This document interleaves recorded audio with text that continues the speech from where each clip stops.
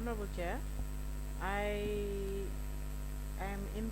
I want to hand over to the committee, and so that the committee can ask its questions or the questions it has for the time being. Yes. All right.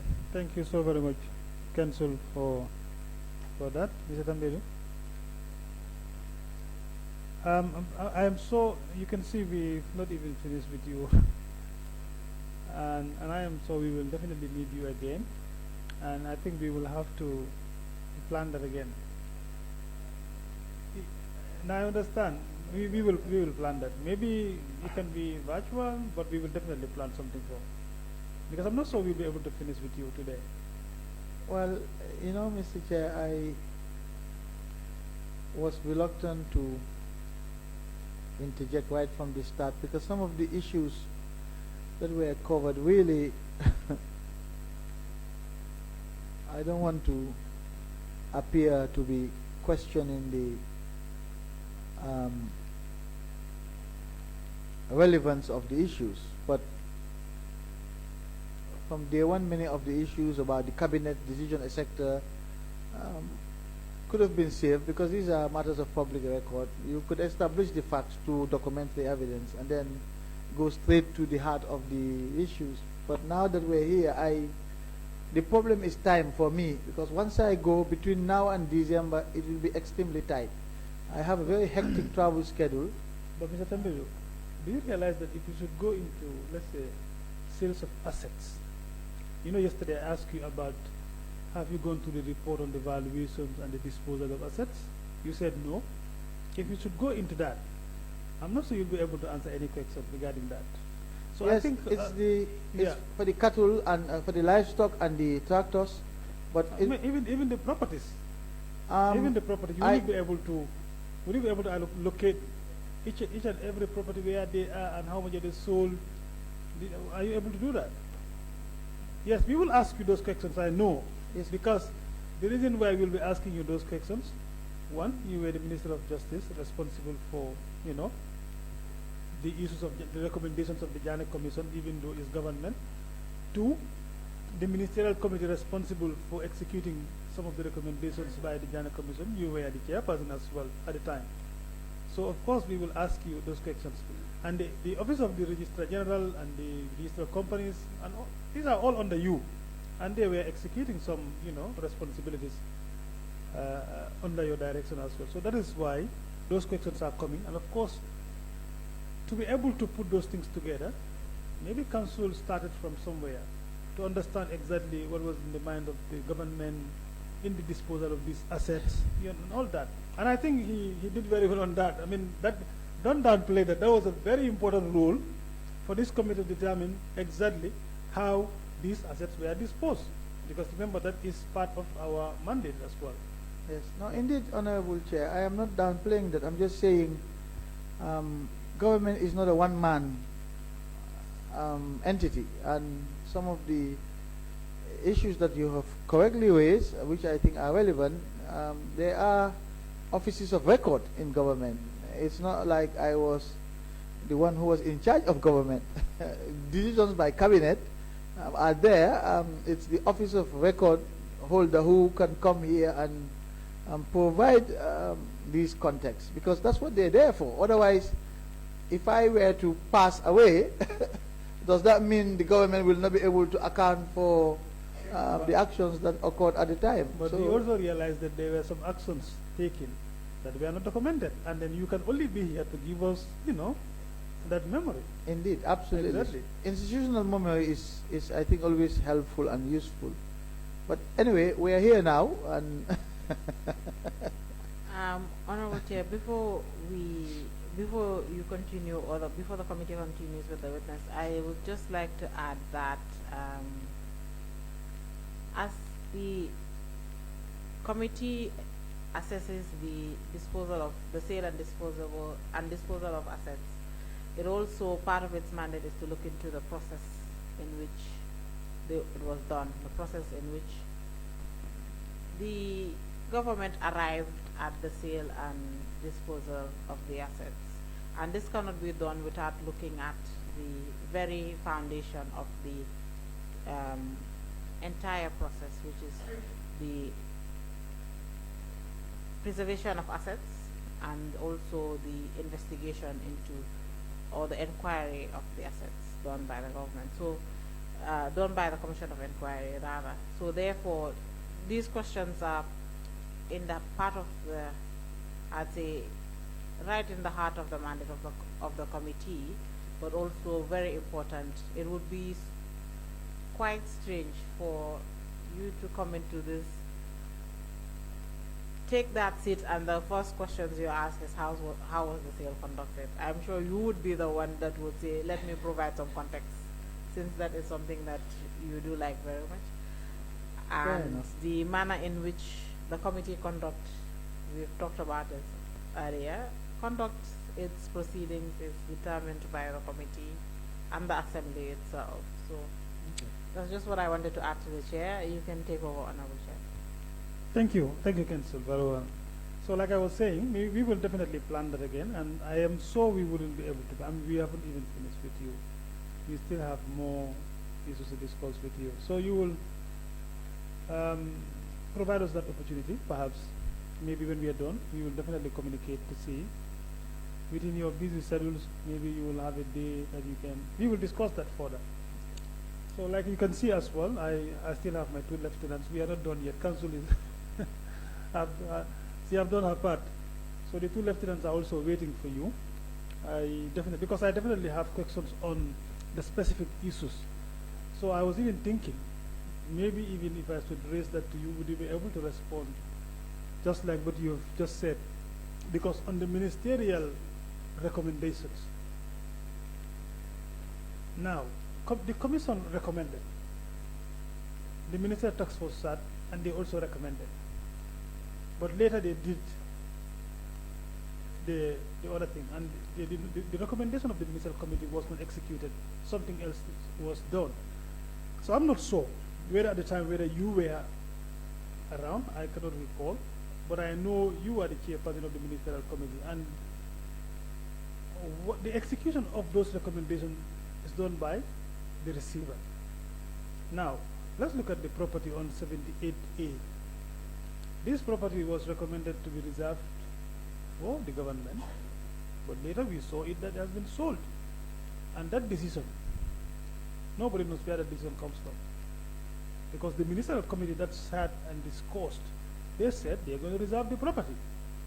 But it was sold eventually. So maybe you can help us to understand that. I mean, this is just one of it. And the reason why I'm asking is for us to understand. Because remember, we are still looking at how they were disposed.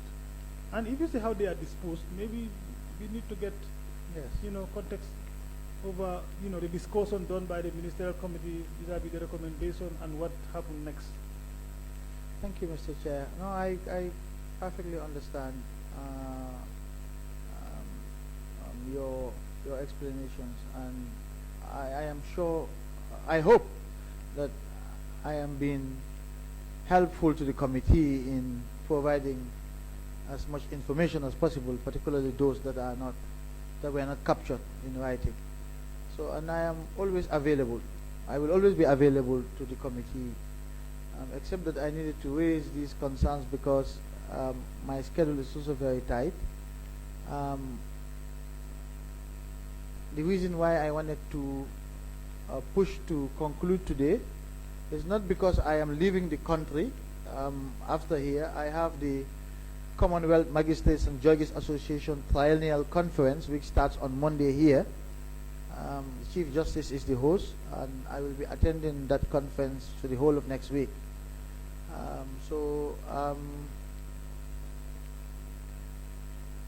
We can discuss later what may or may not be possible in that window. But in terms of the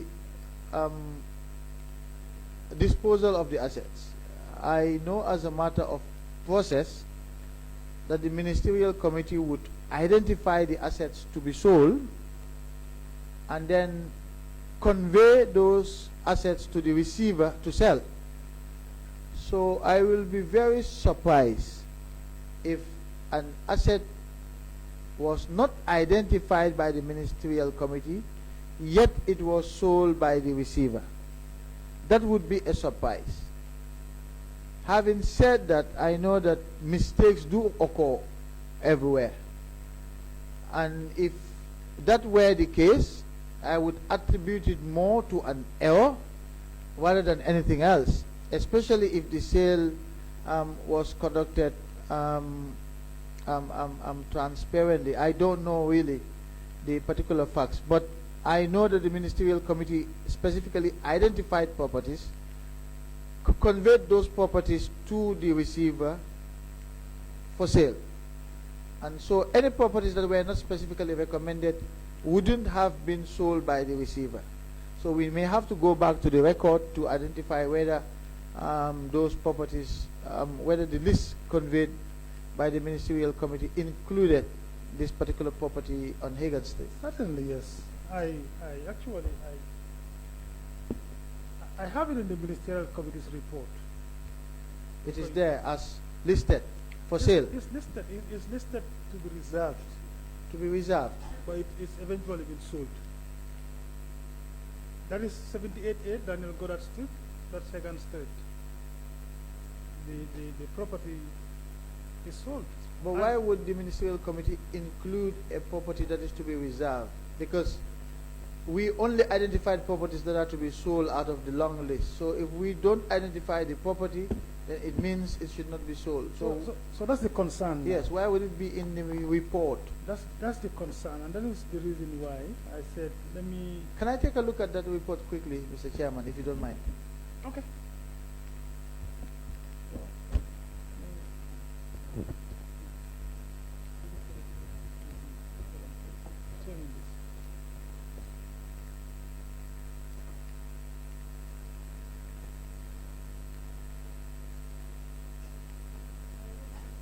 The Janet Commission would recommend perhaps for it to be sold, but the ministerial committee would sit, and then they would also recommend something. But later, they eventually sold it. So it means that decision, and even if they to sell it, perhaps maybe that should have been, there should be a communication to that, to say, okay, maybe they have changed the position. And that should have been in a meeting as well, and it did not happen like that. No, Council, sorry. Honorable Chair, I believe this is the recommendation of the technical committee, not the ministerial committee. No.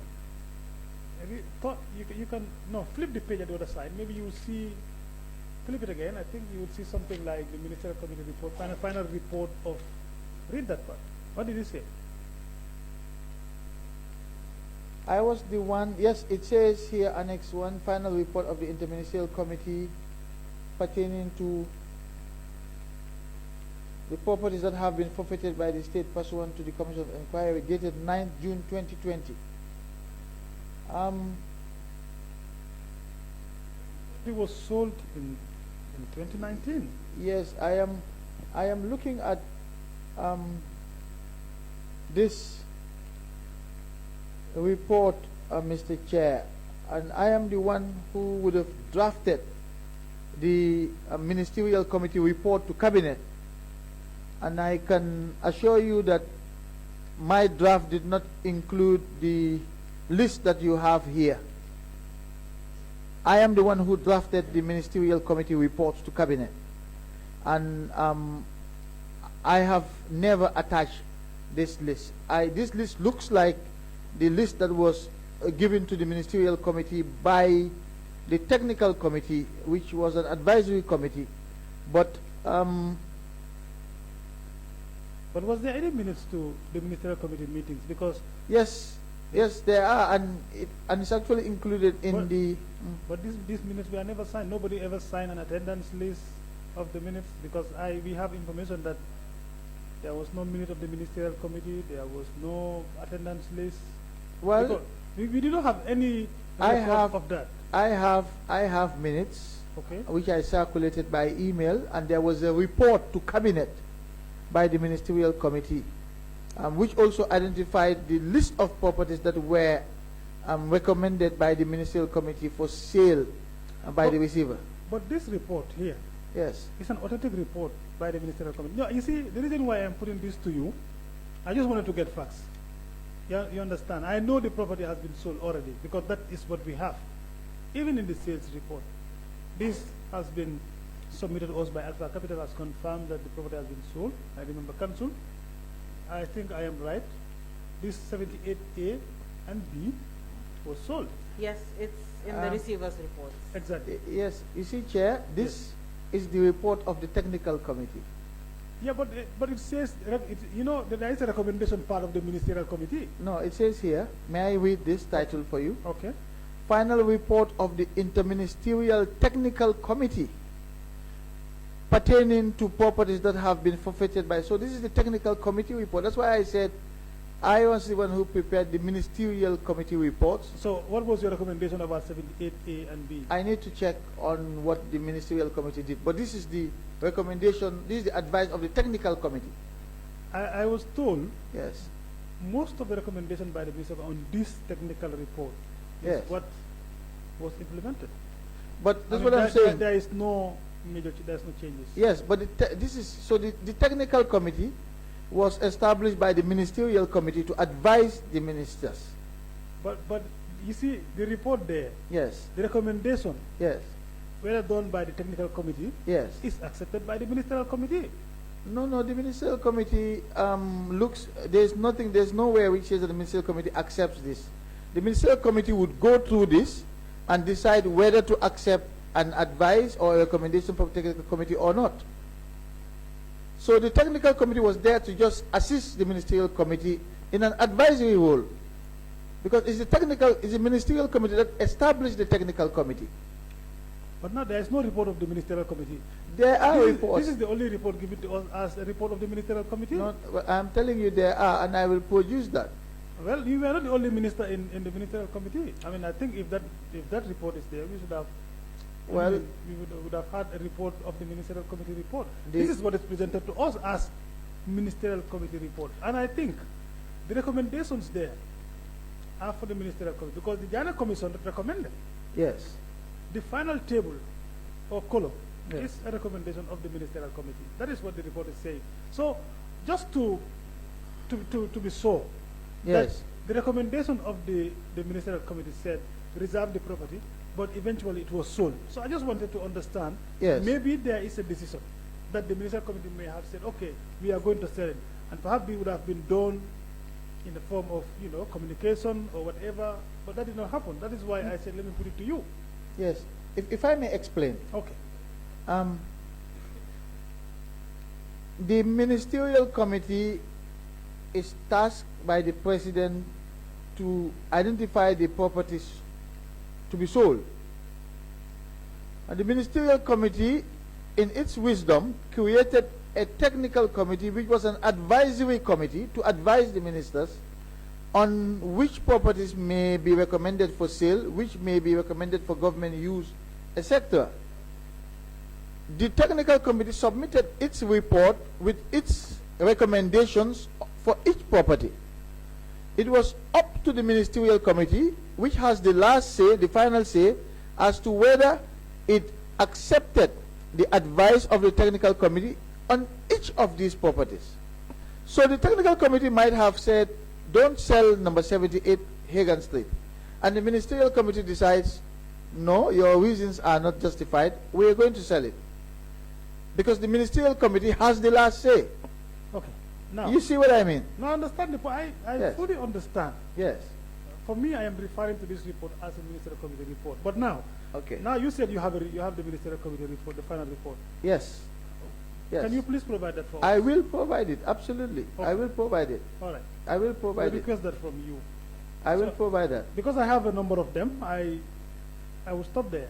Because the properties that should have been reserved for government use or other purposes have been sold. So if your submission is that you have a final report of the ministerial committee that is different from what we have. No, Please it's not provide. different. We're talking about two different reports. Yeah, no, but I am talking about the recommendation. There's I mean, this- I think the only thing I am interested in is the recommendation of the ministerial committee to a particular property. Yes, but this is not a recommendation of the ministerial committee. Now, It's the- that is why I said your report that you're supposed to bring should also contain the recommendation of the ministerial committee with regards to this particular property, whether it should be sold, yes, or to be reserved. So what the ministerial committee did is to identify a list of properties and give it to the receiver to sell. So if a property is listed there, it means the ministerial committee has recommended for that property to be sold. I'm not sure if I'm making myself clear on this issue. This is a report by the technical committee, which comprise the permanent secretaries of the different ministries. All right, we'll stop it. We'll keep it there. Then maybe we'll get a report from you, and then we will look into that. I have the report of the ministerial committee that was tabled before cabinet. But this is the report of the technical committee, which comprise the permanent secretaries of the different ministries, and then the ministerial committee comprise the ministers. That's fine. That's yeah. Okay. So there are two committees. So that's okay. I am still not convinced until I get the report. Then I will be able to understand exactly what you're trying to talk about. No, I understand your point. Yes. Now. Let me help to convince you. What are you not convinced about? You won't be able to convince me without that report, because I definitely need the report to see exactly what was said. Yes. You understand? Yes. So that I will be able to take this into account as well. Okay, so because what you will not see in the ministerial report is reference to the technical committee report and say, even though the technical committee has said this, we have decided that. You will not see that. Okay. Because this was for our own internal purposes to see what they have said, because we, the ministers, cannot go through the entire, we couldn't have done this. There is no way we could have done a job like this at the ministerial level. So we needed our technicians to do this, and when we are going through it, we look at whether we should adopt their advice on a property or not adopt their advice. But was there any ministerial committee meeting, and how many meetings do you have, the ministerial committee? Can you remember? We met at least twice. Only two times? Yes. Because when we meet, we recommend a list of properties to be sold. Then the receiver starts the process of selling, and that process takes time. So we don't meet again until that phase is completed. Then when we're about to start the next phase to identify new properties, we convene again. All right, that's fine. But please provide the report. I will definitely. I will, certainly. Yeah, I will provide that.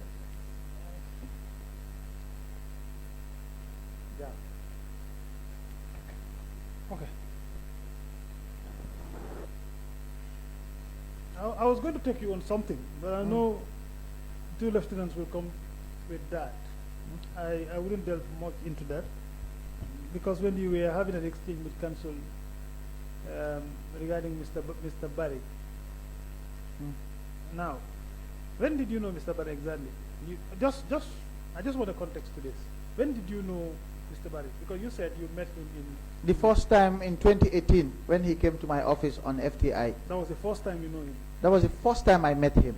I knew about him, I've heard about his name clearly, but that was the first time I met him. Okay. And then from that point, you appointed him as a receiver?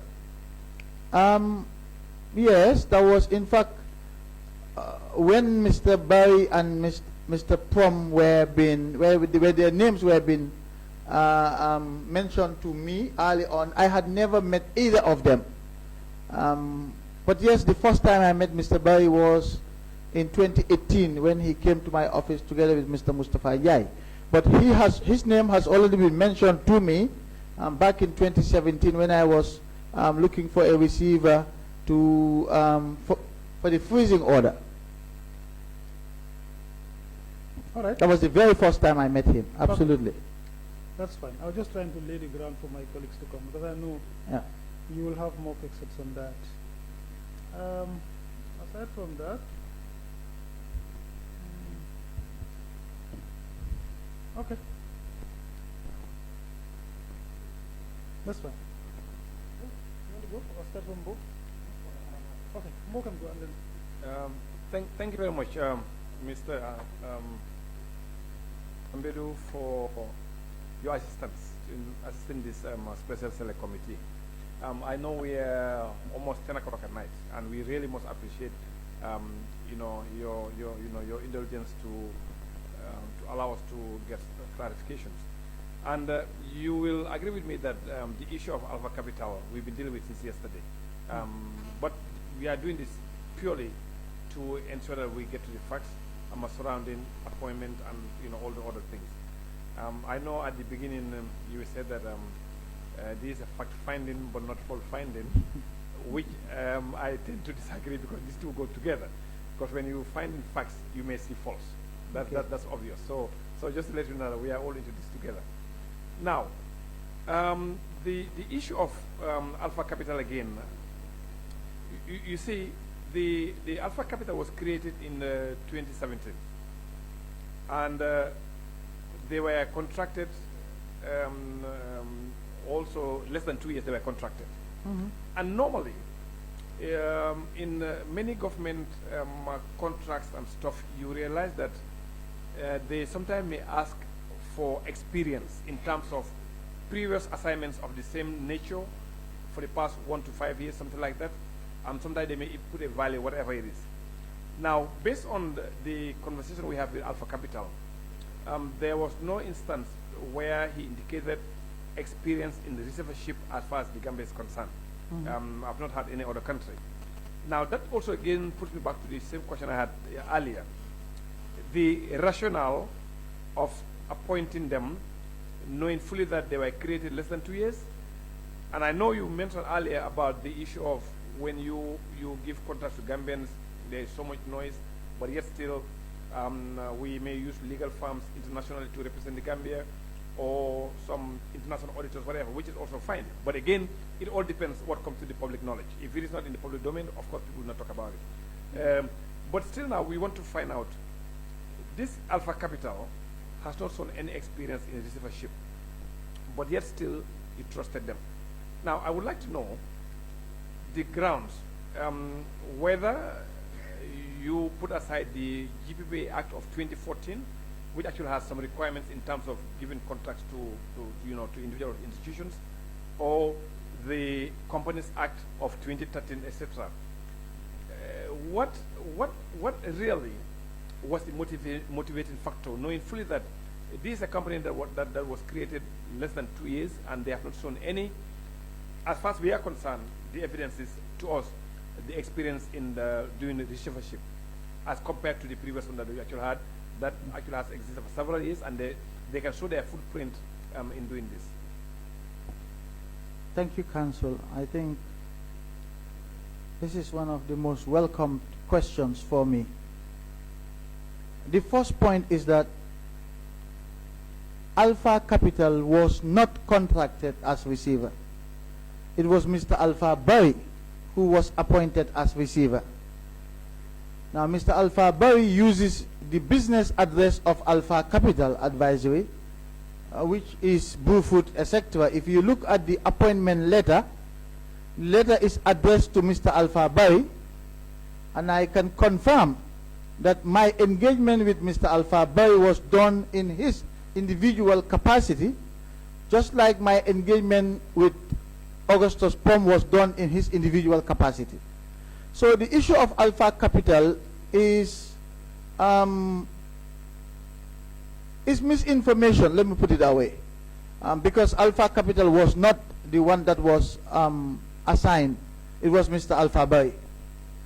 And as far as I am concerned, Honorable, during the transition, because of the transitional justice process, again, we have to contextualize this. Transitional justice is not your everyday governance process. It is unique because it's mostly undertaken by countries that are recovering from violent conflict, or countries that have suffered systemic and massive violations of human rights for a number of years.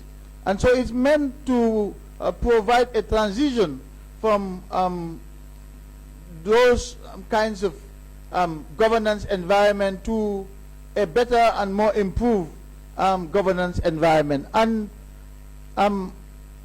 it's unique. And because it's unique, many countries have undergone transitional justice processes and have not done so well in this. Now we know that, I know that, and that is why when I initiated this process as the person who conceived, conceptualized and managed the process, I was very aware and conscious of what needed to be done to increase our chances of success. And that is why I said right from the start that I personally headhunted key personnel to our transitional justice process. And I will tell you, I will share with you today that the key to our transitional justice success was premised on what I would call the doctrine of the 3 Ps. That is, the first P is for planning, the second P is for preparation, and the third P is for personnel.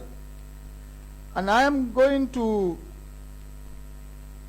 engage in an exercise here, Council, so that you have context about my approach in this transitional justice process. I'm going to call out a list of names, if you bear with me, and then I will continue the address. I'll start with Justice Jibu Jane of the Supreme Court, Justice Raymond Sok of the Supreme Court, late Justice Mam Yasin Si of the Supreme Court, Justice Cherno Jallo of the Supreme Court, Miss Hawa Sise Sabali of the Constitutional Review Commission, Mr. Suahata Jane of the Jane Commission, Mr. Baima Sen of the Jane Commission, Ms. Ami Ben Suda of the Jane Commission, Alaji Mamadi Koyang of the Jane Commission, Dr. Lamin J. Sise, the Chairman of the TRRC, Ms. Adelaide Sose, the Vice Chair of the TRRC, Dr. Babagay Jallo, the Executive Secretary of the TRRC, Mr. Esa Fall, Lead Counsel of the TRRC, Ms. Hoya Balagay, Deputy Lead Counsel of the TRRC, Ms. Hadidande Njai, who replaced Ms. Hoya Balagay as Deputy Lead Counsel of the TRRC, Mr. Emmanuel Juf of the National Human Rights Commission, the Chairman, Ms. Jainaba Jom, the Vice Chair of the National Human Rights Commission, Mr. Njundu Tue of the National Human Rights Commission, Imam Babali of the National Human Rights Commission. All of these names that I have mentioned here today have one thing in common, and that is I personally headhunted them. I headhunted them because I was clear in my mind as to the criteria that I wanted to adopt in appointing key personnel to key processes in our transitional justice system. And I have mentioned that this criteria, in addition to other personal traits or experience of these different people, my headhunting these people was based on the fact that they were Gambians, on the fact that they were competent, on the fact that they had integrity, on the fact that they were trustworthy, and on the fact that they were not known to be partisan in political terms. It was the same approach that I adopted when I approached Augustus Prom to negotiate with him and identify him as a receiver before I went to court. It was the same criteria that I used to approach Alpha Bay and appointed him as receiver.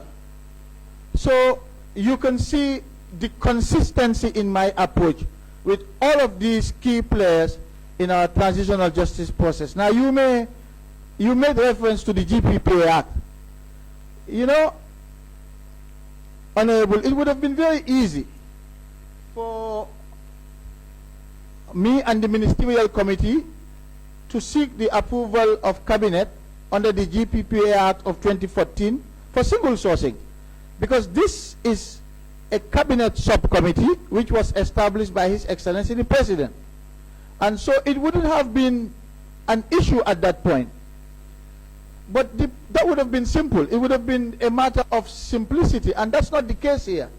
Because again, like I said, I was dealing with a process that required a lot of close management, a lot of decisions that were based on trust and other criteria that I have said were later reflected in some of the Transitional Justice Acts.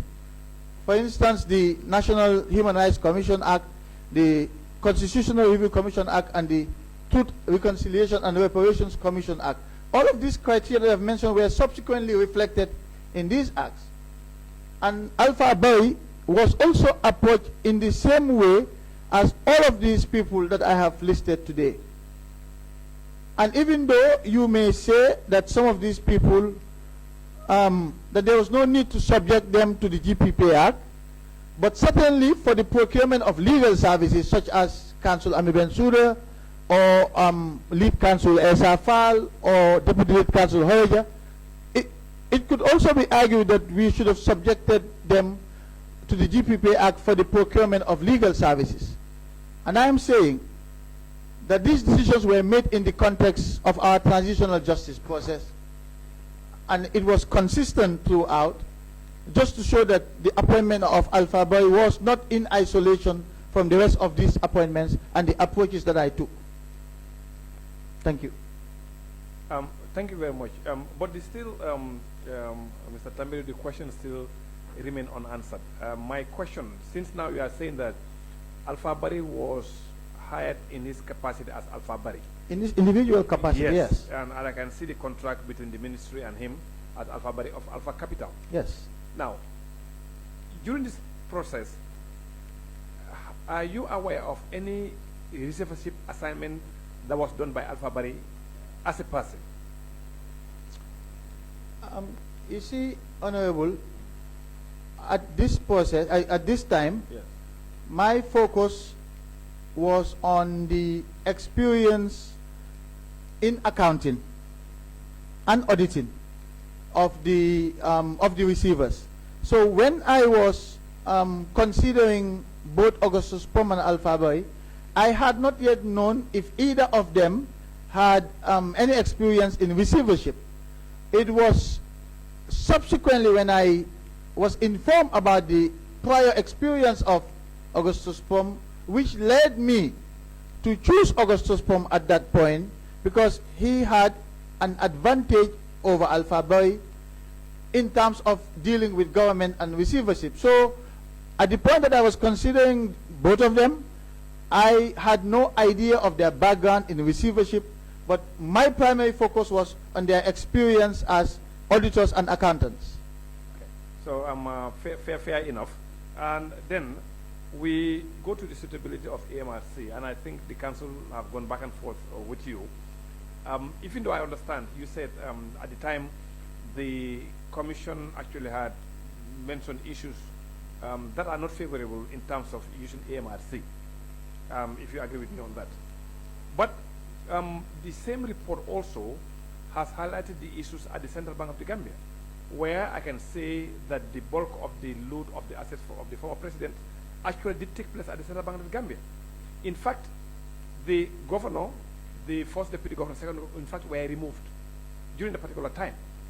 Now, if you say the issue of the MRC was as a result of they been mentioned by the commission, and yet still you don't want to deal with them as far as receivership is concerned, but here we have a Central Bank of the Gambia where the majority of the loot that we are talking about here actually has happened in that bank, because it was turned into a commercial bank by the former president and his associates, which actually led to the removal of the governor and then the first and second deputy governors. But yet still, the government dealt with them.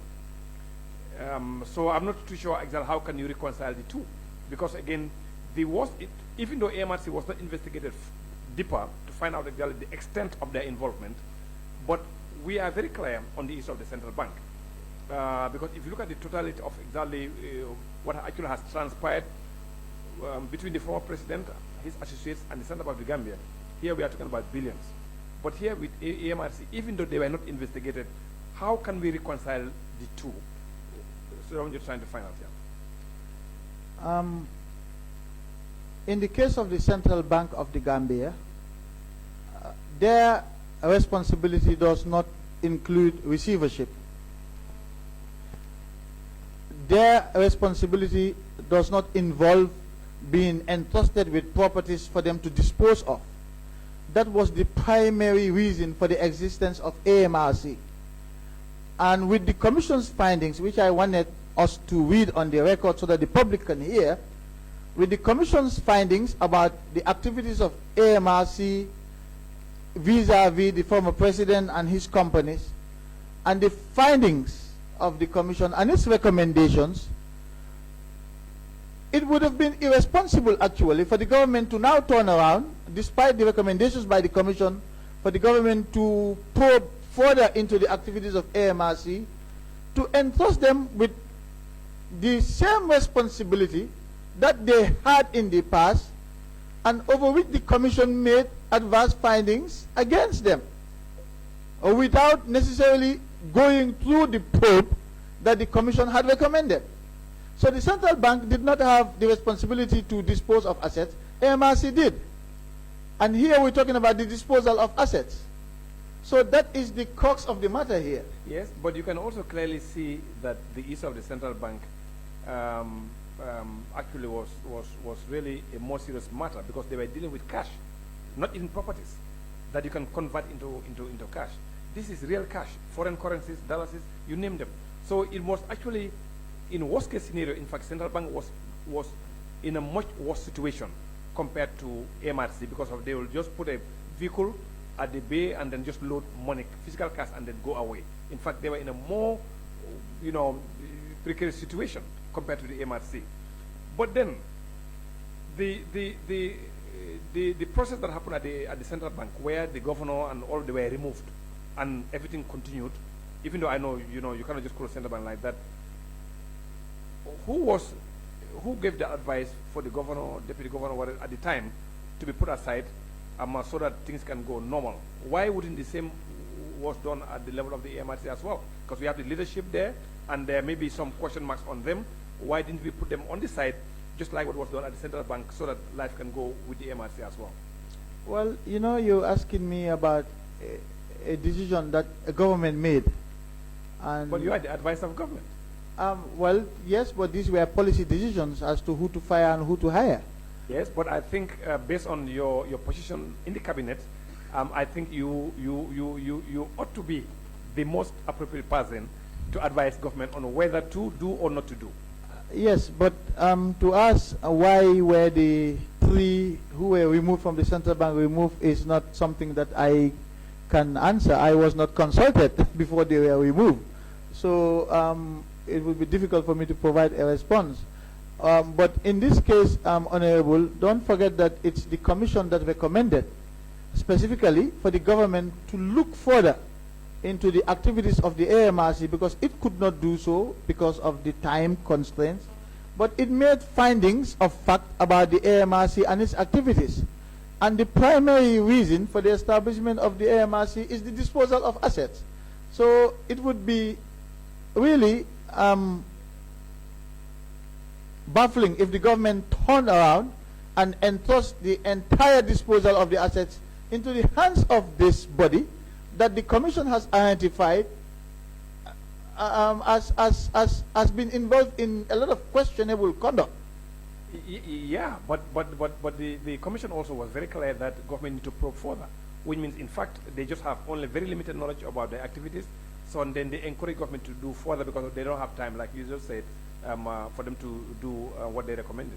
They had enough time to make specific findings about the AMRC. It was not as detailed as maybe the other state-owned enterprises, but it was enough for them to recommend to the government to conduct additional probing into their issues. And so once that has not yet been done, really, I don't see how the government could have entrusted this process to the AMRC when the government was supposed to probe further into the activities of the AMRC. So you're supposed to probe into their activities, yet you're giving them more work while you're probing them. That's just the contradiction I see there. I think for me, it should have been like the end result. what are you trying to get from Alpha Capital that the AMRC actually... From Alpha Bari. From Alpha Bari, yes. Of Alpha Capital, that the AMRC could not do. Because if you look at the 3 issues that were highlighted by the council earlier, like the property of 57A Daniel Goddard Street was sold to GPA for 1 million by Alpha Bari of Alpha Capital. Then the Future Lake building also was sold to the Central Bank of the Gambia at 100,500,000, and the shares of the Gambia Petroleum was also sold to Social Security, Star Oil, and GNPC, totaling 551 million.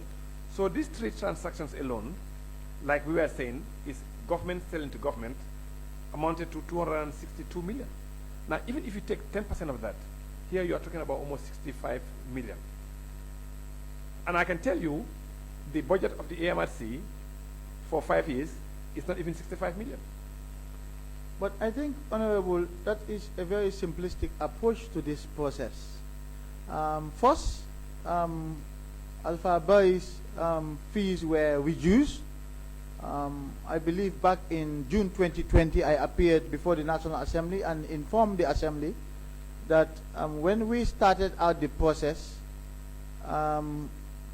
it exceeded our expectations, because at the time there were a lot of talk about Jammeh's properties. Some of your colleagues in the National Assembly were even threatening members of the public that those who were buying these assets were doing so at their own risk. And so we weren't sure how the public will react to the process, but nevertheless it exceeded our expectations. That is when I invited Mr. Bari again and requested for him to reduce his fees. But just to say that he was paid in the same fees in the beginning as Augustus Prom was paid. Nothing was changed, and we reduced his fees subsequently. Yes, he had an interest in making sure that the profit margin was big, because he was paid on the basis of commission. So the higher the valuations and the amount or the prices of the properties, the higher his commission. That's just the way commission payments work. And I will have no qualms paying anybody who does as good a job as he did in these properties. That's what I would say. Yes, but you can clearly see that also the mandate that was given to Augustus Prom in terms of managing hotels and other properties compared to Alpha Bari of Alpha Capital, who was selling. There was a little bit different, because this person is actually making an institution profitable. In fact, you can clearly see from the reports that, in fact, they have pushed where prior profits actually were exited. So because they were trying to control cost to ensure that also, government is actually, reaping more dividends from their operations. So it was a little bit different from Alpha Capital. So, but don't you think that's why we engaged Alpha Bari to renegotiate the terms or the fees of his receivership? Well, for me, still now, I'm of the belief that maybe it could have been done in a much different way, like, again, still with the AMRC. That even if we think the management of AMRC may have been tainted, I'm not saying they may have been tainted, and that's the reason why you prefer not to use them, based on some of the things the committee actually has said. But perhaps this is a government institution, and in fact, at that particular time, the government actually has changed. So you realize that most of the things that they were doing arbitrarily, if I may say, they may not, because they know that things actually have changed, and it was not, the way it used to be. So that's my own analysis. But that's one part of it. But the other part of it, Honorable, is the recommendation of the Commission for the government to probe further into the activities of the AMRC. Yes. The Commission was aware of the change of government at the time, and the Commission could have recommended that certain persons be removed, but the Commission did not distinguish between the individuals and the entity. Yes, which is true, but the Commission also made a recommendation to Tariq Musa, and that's TK Motors and also TK Export. But you didn't agree with the recommendation, even though for 2 consecutive times, government overpaid him and total close to 20-something million. but yet still you do not agree with them, and then you go ahead and then say, okay, pay the overpayment, but due to internal, administrative lapses on the side of the government, you believe that they should not be banned from doing business with the government, which I can clearly understand. So it's not like you were consistent. There were some that you've agreed with the commission, but there were some you've accepted half. Like you kind of a little bit change it based on your own observations that the responsibility should have been on the side of the government and not the other not the other party. As far as I know, yes, the government accepted the recommendations insofar as TK Motors was concerned. No, you may want to look at the report again. They did not accept fully. No, in the white paper, yes, they were partial. It was the government's position. Well, no, this is the white paper. For every recommendation made, it's preceded by a finding. Yes. So the government may accept the finding and partially accept the recommendation that was made. Yes. So in terms of the findings, I think the government, if I recall correctly, the government accepted the findings. It was the recommendations that the government accepted in part. And it ended in court. There was a court case that was filed, and it was on the advice of the Ministry of Finance at the time, which went back to look at its books, that influenced the government's ultimate position in the end. Yeah, so, but you see, if you look at number 88, which is the white paper, it says the government accepts in part, which means the recommendation that was the commission made, they did not accept in full, my understanding.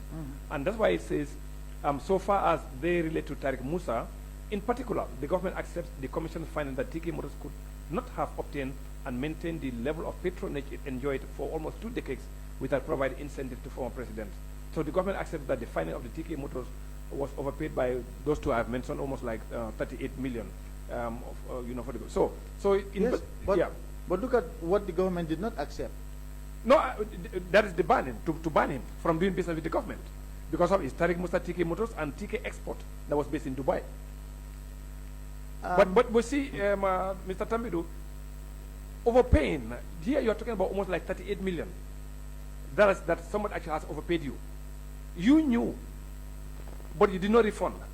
That alone should have been enough for the government to actually accept. Because any person that is trustworthy, that is truthful, you are overpaid that 38 million in Gambian situation. I think you know, but you didn't refund it. I think your credibility should be questioned. That's it. So again, I do understand what you are saying because again, it was the responsibility administratively on the side of the government. I do understand that. But even if the government administratively was at fault, you realize government's fault.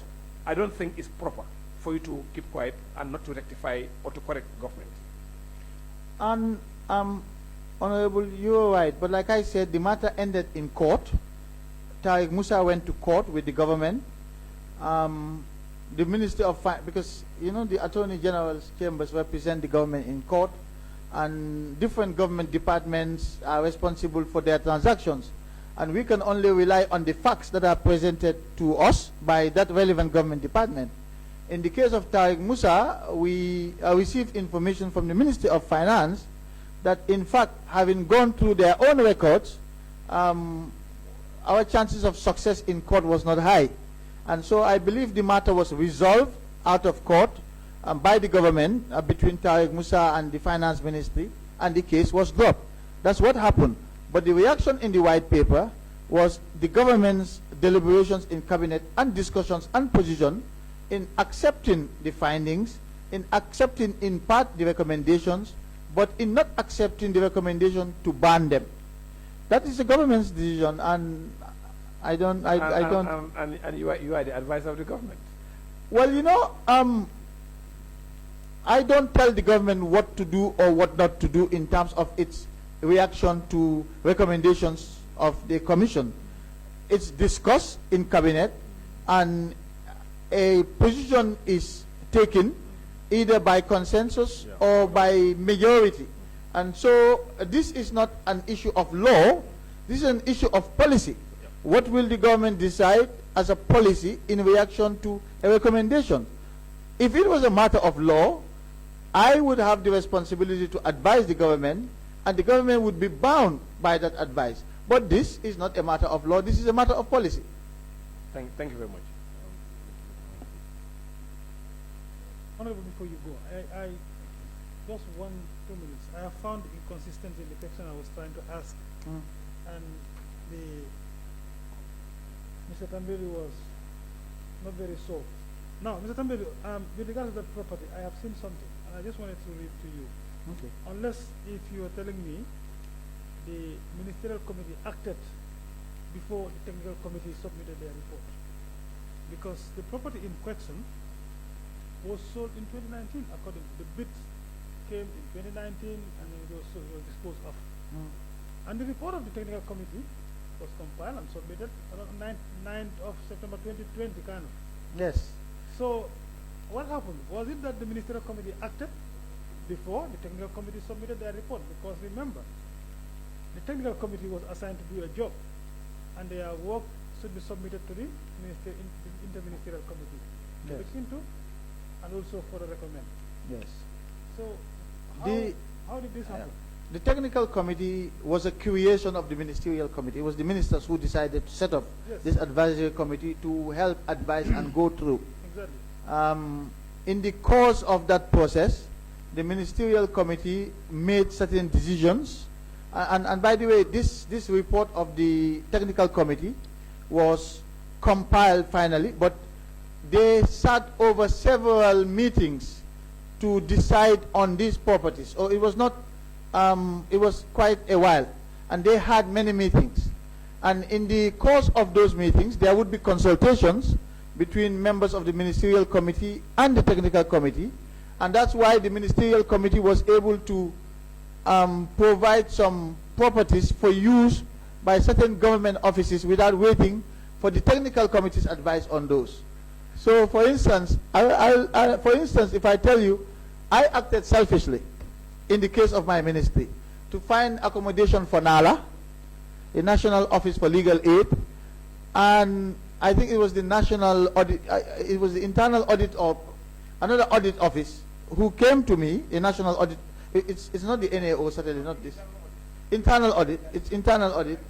They wanted a place to occupy. We didn't have to wait for the technical committee to compile their report to the end. Yeah, but my problem is, don't you think the recommendation that the technical committee gave to the interministerial committee, if you have changed your decision, during the course of their work, that should also reflect in the recommendation to say, in as much as the technical committee wanted that property to be retained by government, but probably the interministerial committee decided for the property to be sold. So the property should reflect that it's sold, rather than still, reflecting as being maintained by government.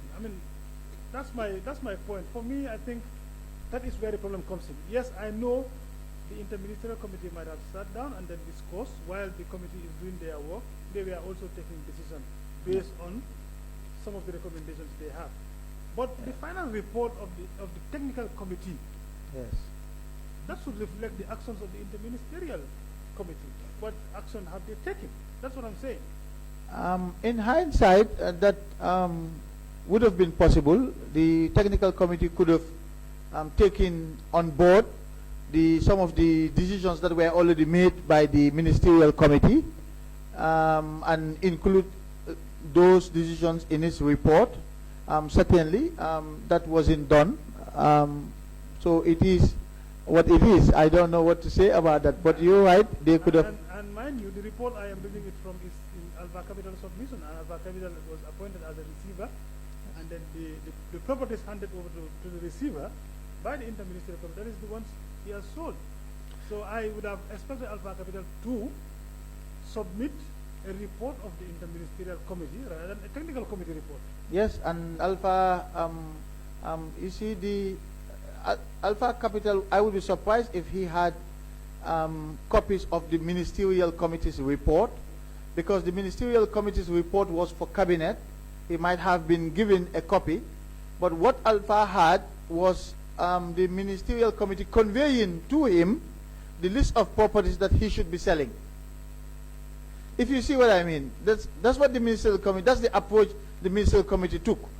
It discussed, identified the properties, and those properties are conveyed to Alpha. In fact, they were conveyed by email from the Department of Civil Litigation to Alpha, identifying the properties that should be sold. I don't think it was conveyed in a very formalized way. So, but the Ministerial Committee's report was for Cabinet, and that was submitted for Cabinet's consideration. That's fine. That's okay. I'll stop it there. Okay. But remember, I will still request for that interministerial. Oh yes, I will provide that, certainly. I'll provide that. You can go ahead, please. Thank you, Chair. And thank you, Honorable, for being with us throughout the week. To start with, I just want to connect from where the Right Honorable Mbo actually stopped. And I would make a remark before gauging your mind on a specific issue, because for me, victimizing AMRC might not really be a fair decision.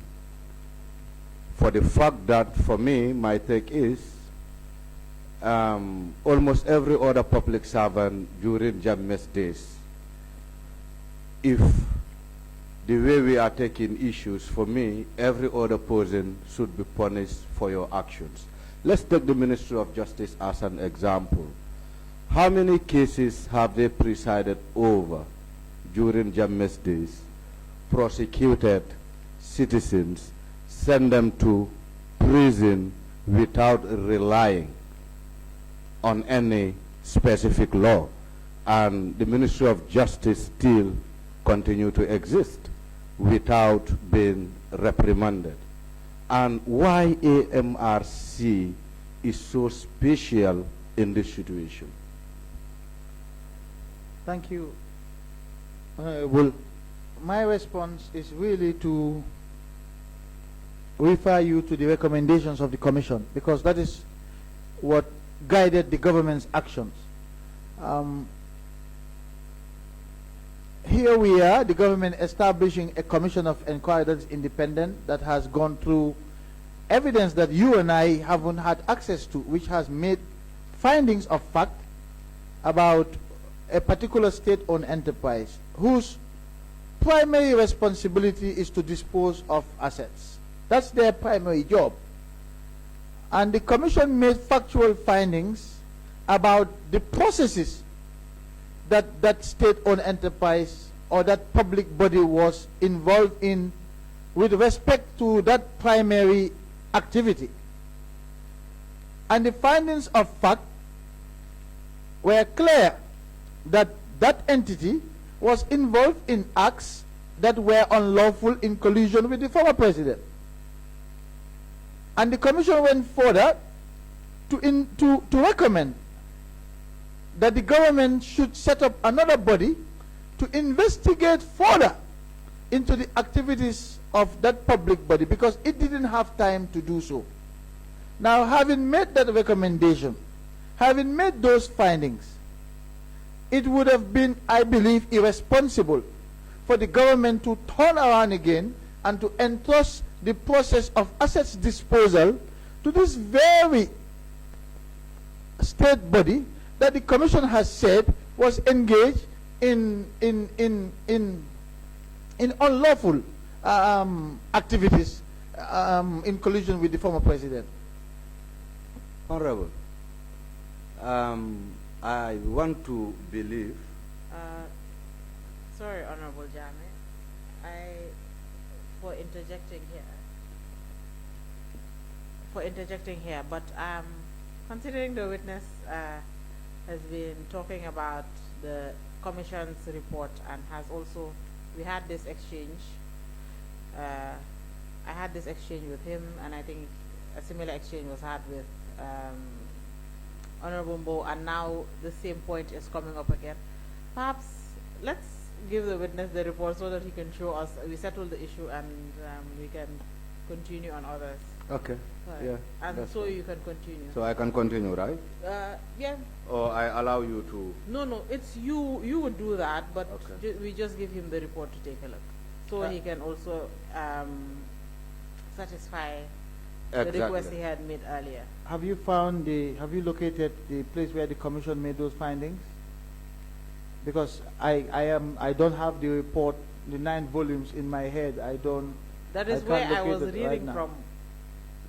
That's where you were reading from. And the factual findings are there. The findings and then the recommendation. Okay. Yeah. Okay. But we can give you the laptop and you can, rather than the hard copy, the digital copy, I think it is easier. Okay. Yeah. Yeah, for me, I'm not even Secretariat, going to. please. Yeah, you can do that. I was not going to dwell much on it.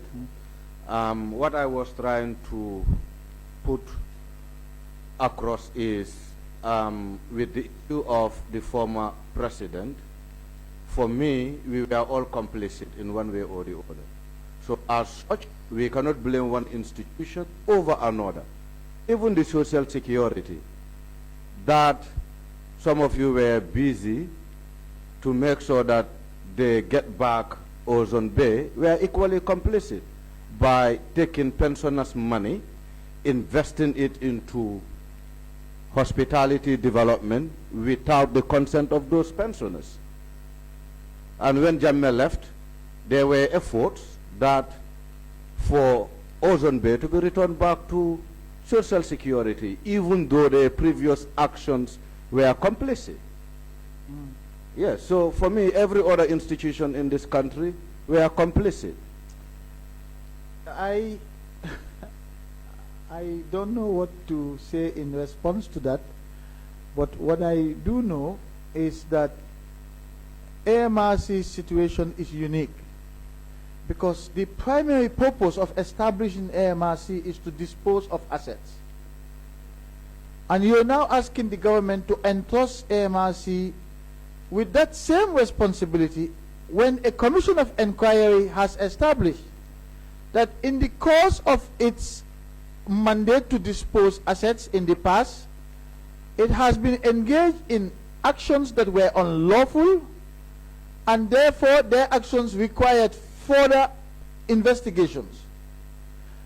It would be really awkward for the government to turn around, having been told clearly that by the commission about their findings and the recommendations, to then entrust this same entity with an assets disposal process. I don't think that would have been diligent on the part of the government. I don't think that would have been responsible on the part of government to do that. It's like you're investigating someone for a criminal act, theft, and then you go and entrust that person property again whilst he has been investigated for a criminal act. It's the same with the CBG, the same with Social Security, the same with NAWEC.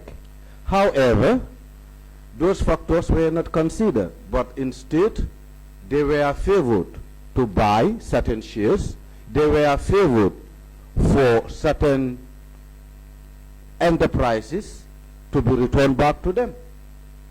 And with AMRC, even though they were also complicit, for me, they should have also been given the chance, because for me, you said it from Monday that during Jammeh's days, no one was with your right set of mind.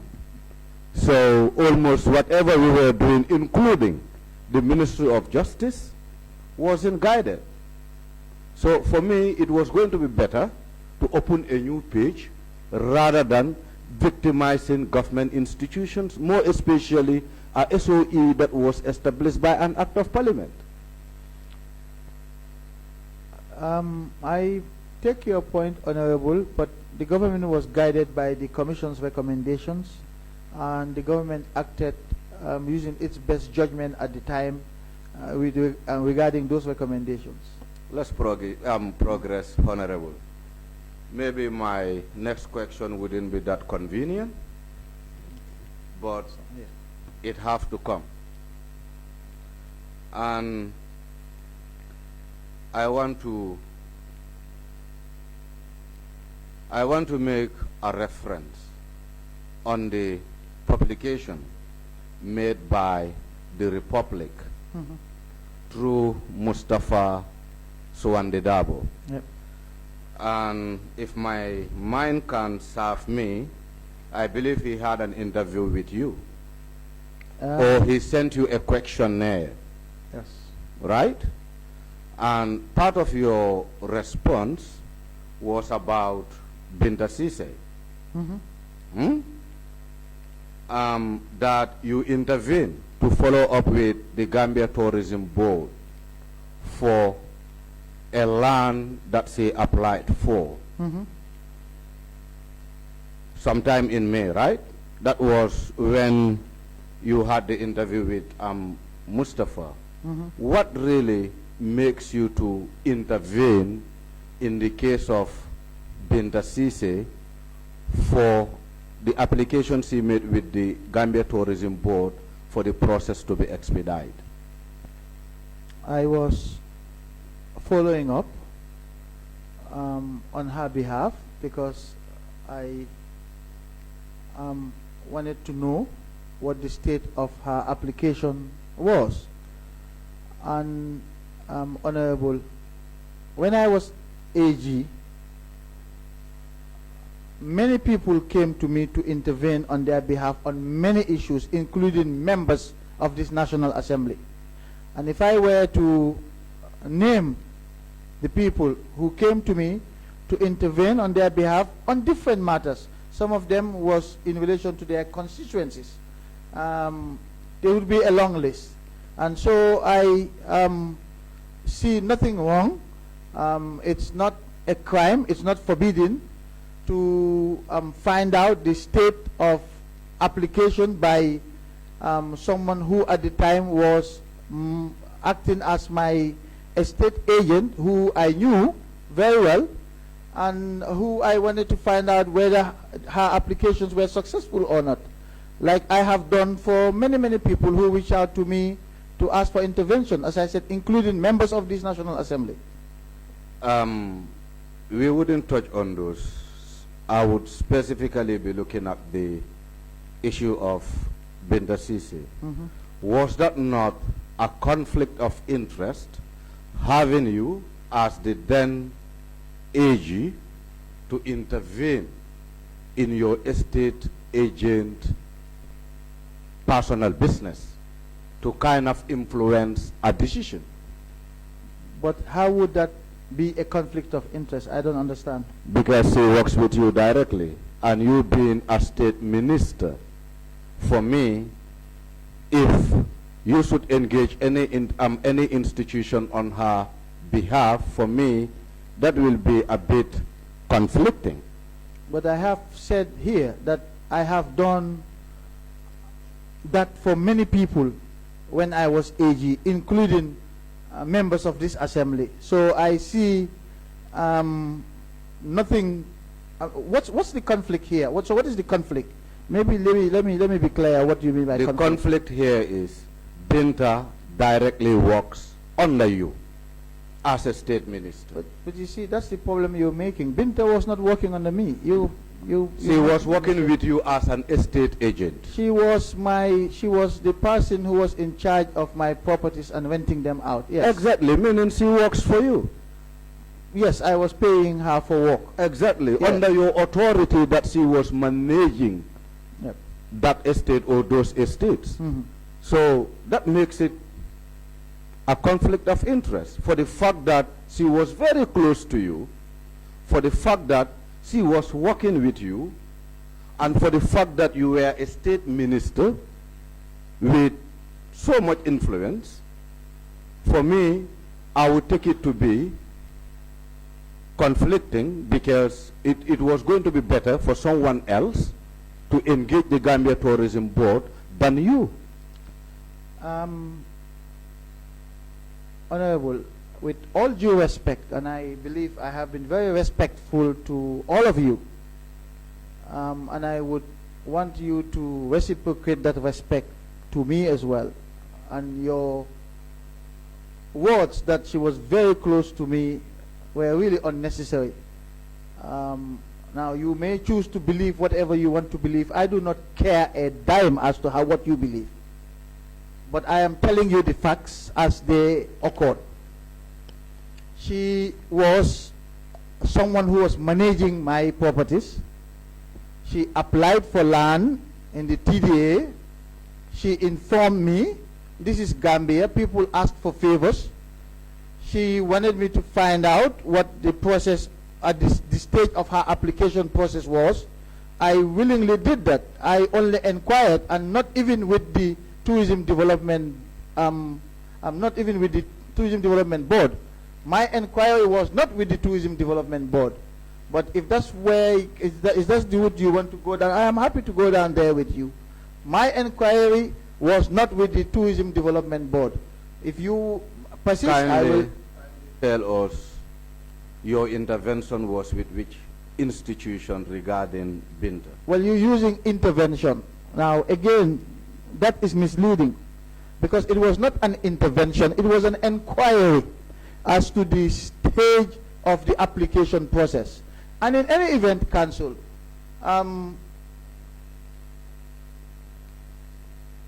Binta does not currently possess any land allocated to her by government.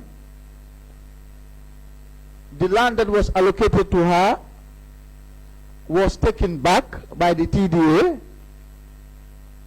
So I don't understand what the objective is here. What is the point? She has not benefited ultimately from land that was allocated by the government. So what is the point here? What point are you driving at? The point I am driving at is there was allocation made to her, and she wasn't satisfied about the allocations. Yes, and she rejected it. She withdrew, yes, from the process and asked for her money. Yes. Part of which was paid to her. Yes. And I'm not sure if really she even got her money back in full. So what is the point? That's what I'm driving at. What Yeah, is the point, objective no, here? the point is Binta working with you then as an estate agent of your personal properties. Yes. Yeah?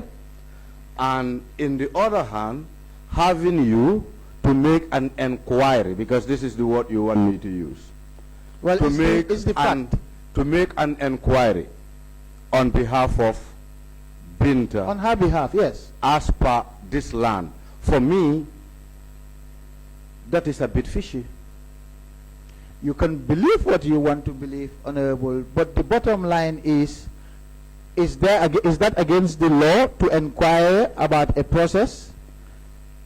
You know, I just want to find out whether you think that's against the law to make inquiries. it will be too early to draw a conclusion on this issue. Because, to be honest with you, Honorable, I'm not here to answer questions. I am here to ask questions. But the questions you're asking have to be relevant to the inquiry here to start with. And secondly, if the line of inquiry is about an unlawful act, then that's fine. But to raise a line of inquiry because you perceive that there is a conflict, I don't know if that is helpful to this inquiry or to yourself or to me. Honorable, do you know why I take up this issue? Honorable. Just wait, Honorable. Please go ahead. No, Chief. kindly. No, just wait. Let me just say this before you come, because sometimes, you know, for you, when you talk reg, that's the end of it. I cannot go further. So, the reason why I am bringing this, I pick up this issue from an interview you conducted with a journalist. I didn't just pick it up from anywhere. Yes. So as such, I feel the matter is as relevant as anything to this subject matter. And how is the relevance? Where is the connection?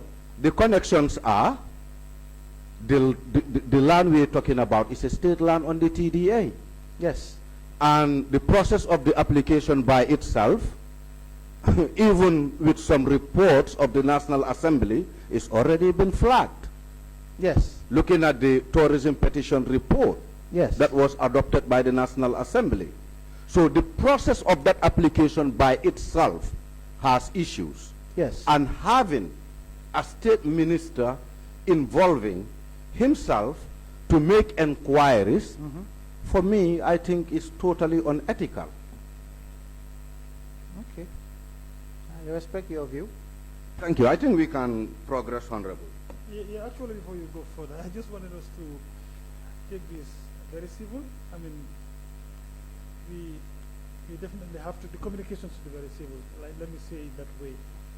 Like I said earlier, when we are doing fact-finding, I mean, we need to put emotions aside to ensure that, questions perhaps are answered in a way that will also benefit the committee at the end of the day, because we do not want to bring any witness here to actually frustrate or kind of put words that will anger the witness. That is not our intention. And also we do not want members of the committee to feel, upset with the response of our witnesses. So we take it very civil. We can ask questions and answer the way questions are asked. At the end of the day, this is going to benefit all of us. And I think that is what I wanted to put across. Honorable, thank you. Yeah, thank you, Chair. And I knew very well that those questions wouldn't be really convenient for Honorable. Oh, no, I don't mind at all, so long as you accept the responses that I give to you, because when I respond, you throw back other questions that are unhelpful. So, but I don't mind at all. In fact, it's an opportunity for me to clarify these issues. And for me, Honorable, with all honesty, that's the way I take it. For me, what I believe is this is an opportunity for you to provide this committee a clarity, more especially an issue that you spoke about on the media.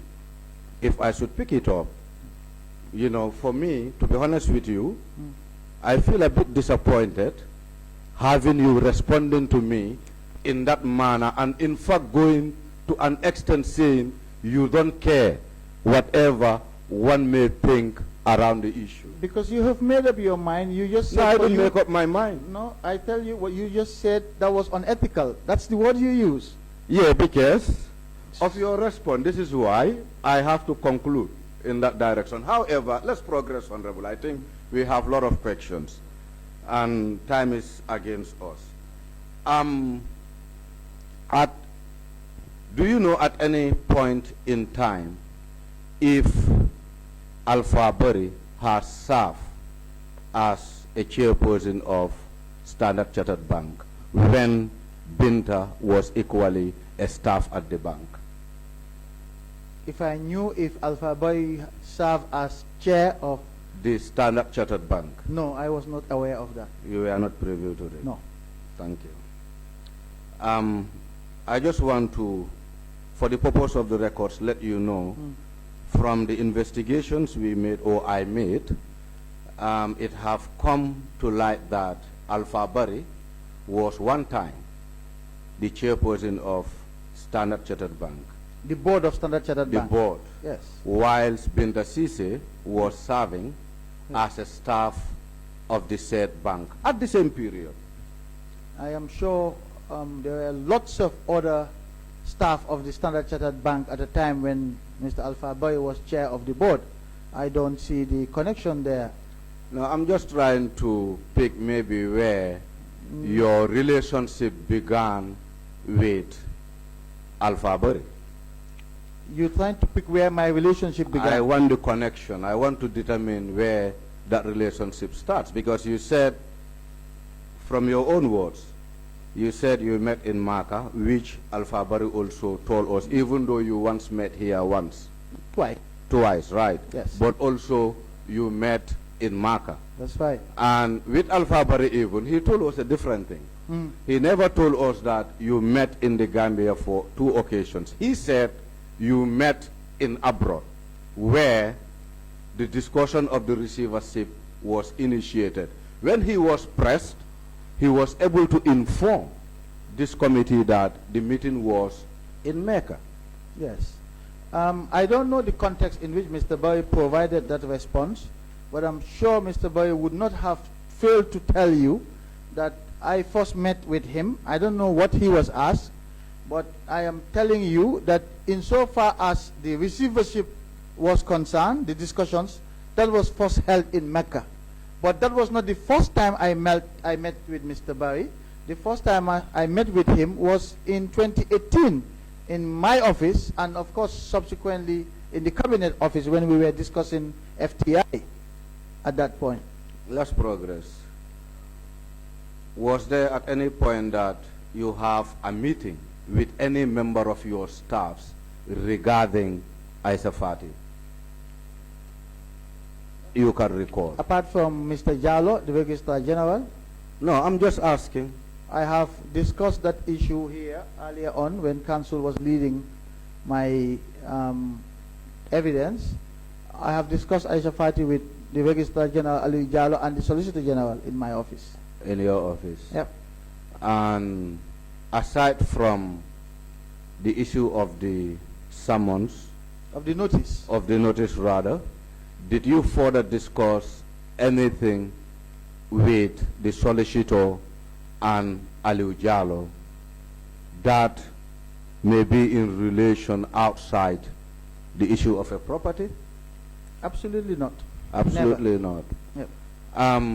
The Range Rover that Aisha was using, that is claimed to be a belonging of Saul Baji, how was that information filtered to the staffs of your ministry?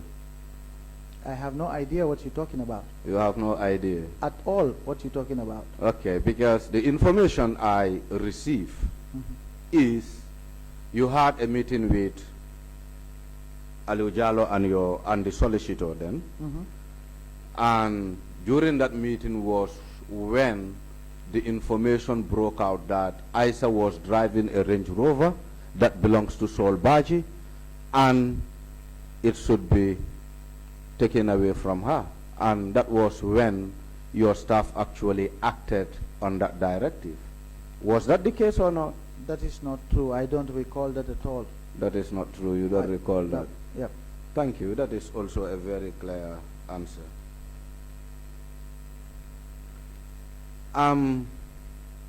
It will be of interest for this committee to know why do the ministry choose not to continue with prompts as a receiver?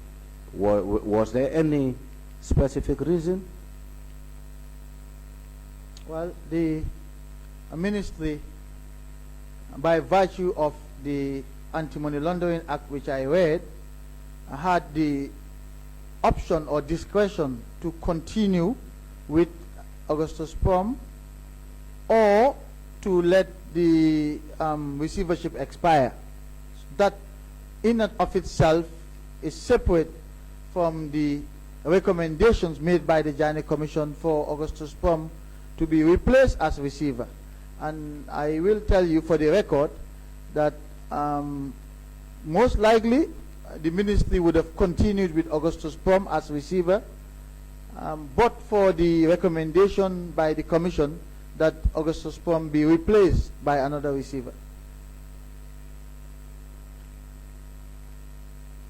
So, what the influence to changing a receiver emerged from the recommendation by the commission?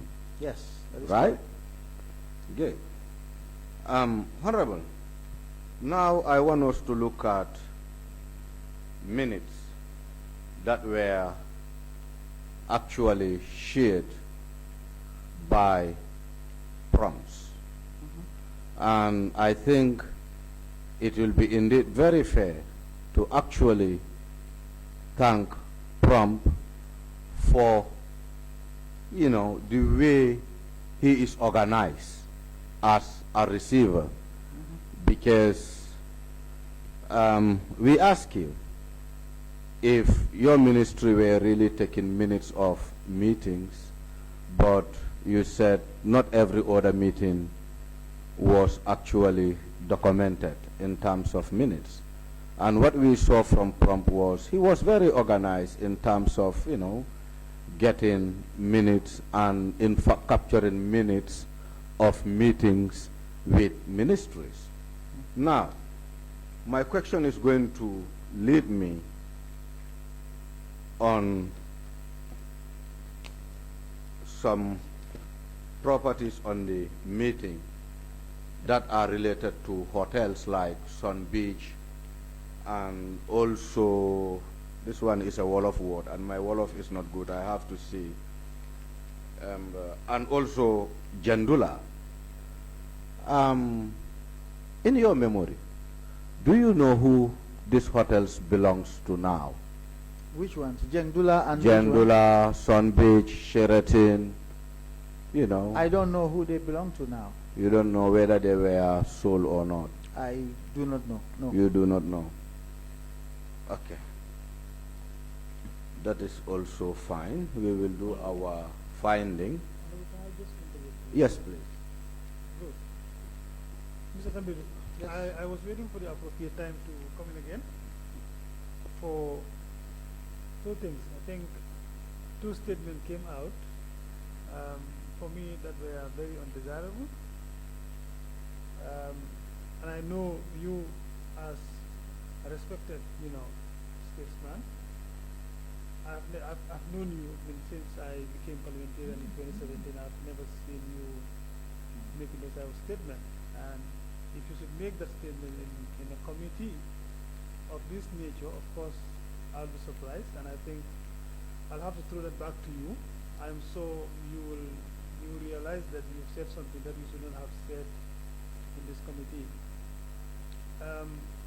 Yes, I know you will avail of the opportunity to withdraw that statement, and of course, I know you don't mean it perhaps, but even if you mean it, you will want to withdraw it. I also want to tell my colleague, yes, I know he has said a statement, and that statement also did not fit well.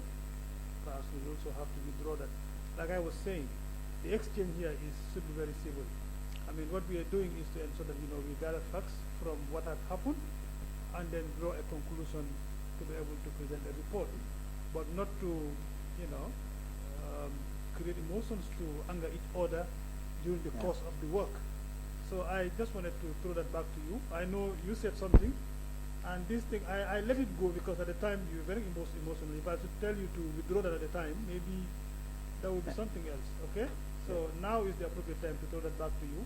And of course, we want you to withdraw that statement and sort of you move on. Thank you, Mr. Chair.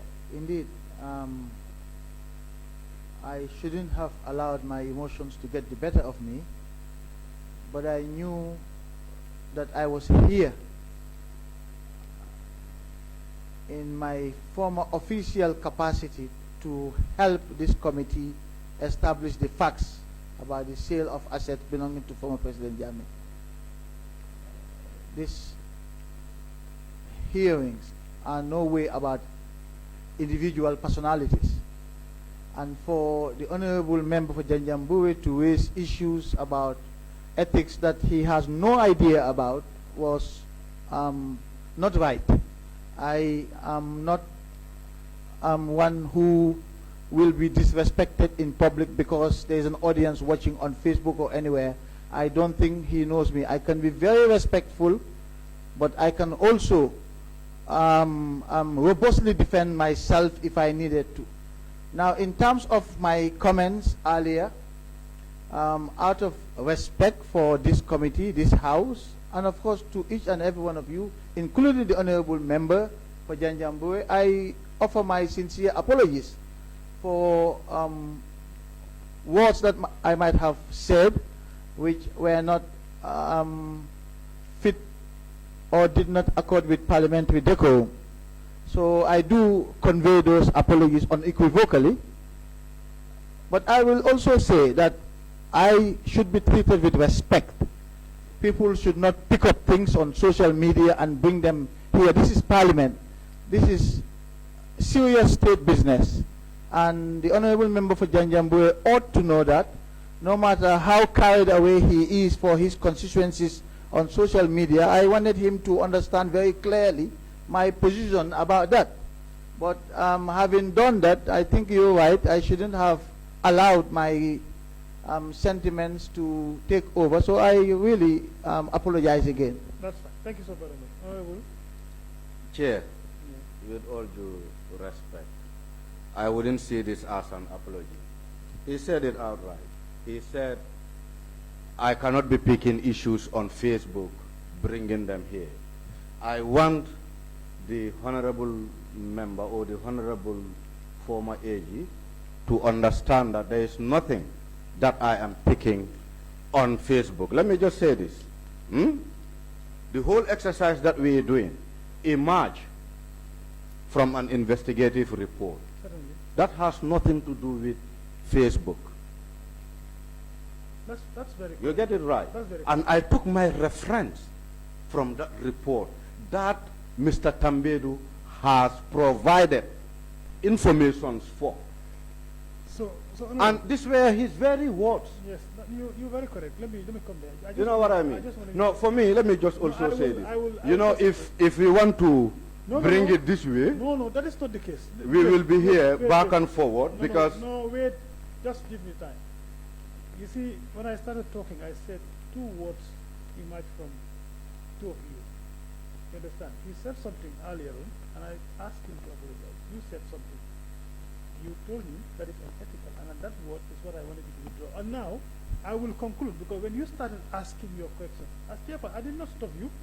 So that means, for me, the questions were relevant. Of course, you got those things from an investigative report. You understand? So it was for the witness to respond to the questions you are asking. So now, if emotions should carry both of you, for those words to come out, that's the reason why I said I think those words need to be withdrawn.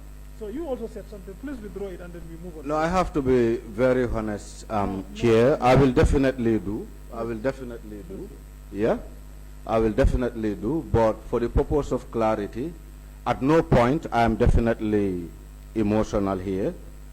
All that I am doing is my work and getting the facts right, and if possible, giving opportunity to witnesses to provide clarity.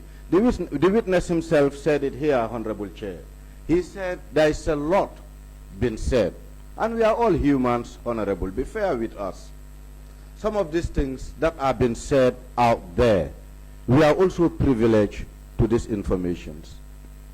And before I will kind of accept some of the loose informations that are actually spreading around, it will be ideal to clear my mind and the mind of the committee with witnesses who are before us.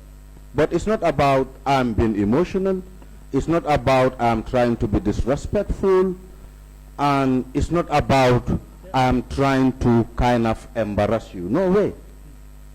All that I'm doing is my task based on the available information. That's fine. And if you think you are offended, my apologies, we can progress, but from the word start I said it. I will very well, if I talk about this issue, it wouldn't be really convenient for you because you will more of attach it to personal. And for me, even looking at my question, I was not even trying to question your current relationship with Binta. This is why I went that far when she was working for you as an agent to your properties. So I was very conscious about what is personal and what isn't personal in this situation. That's okay. That's fine. That's okay. Let's proceed. But if you think we shouldn't avail you the opportunity to clear our doubts, well, you know, I can always close my book and, and call it off. No, Honorable, please go ahead. go ahead, You can ask any questions you want to ask, except that, like I said, it was not a pleasant experience for me as a person, knowing that the allegations that were contained in the report were utterly false. And I did tell Mustafa this. And I issued my rejoinder. I don't want us to get into that. You see, You know, it was brought up by... Yeah, that's what let's I just said. move on and Yeah. forget Oh, about please, the please rebuttal. please proceed. Yes. Please. Honorable Minister, or Honorable Tambedou, I want to take you back on a letter, a petition by the ex-Jane commissioners Are you aware about a petition that was authored by the ex-commissioners to the office of the president? I believe you had an interface with the council around this specific petition, if I may ask. I don't recall engaging with council on the petition from the Jani commissioners, but I know that the Jani commissioners had written to the office of the president making certain requests. So I don't know whether you're referring to this request as a petition or not. I'm not sure. I wouldn't refer this as a request, because the document before me said, in confidence, on top, the address, if I will be permitted, Chair. Okay, please, then you can guide yourself and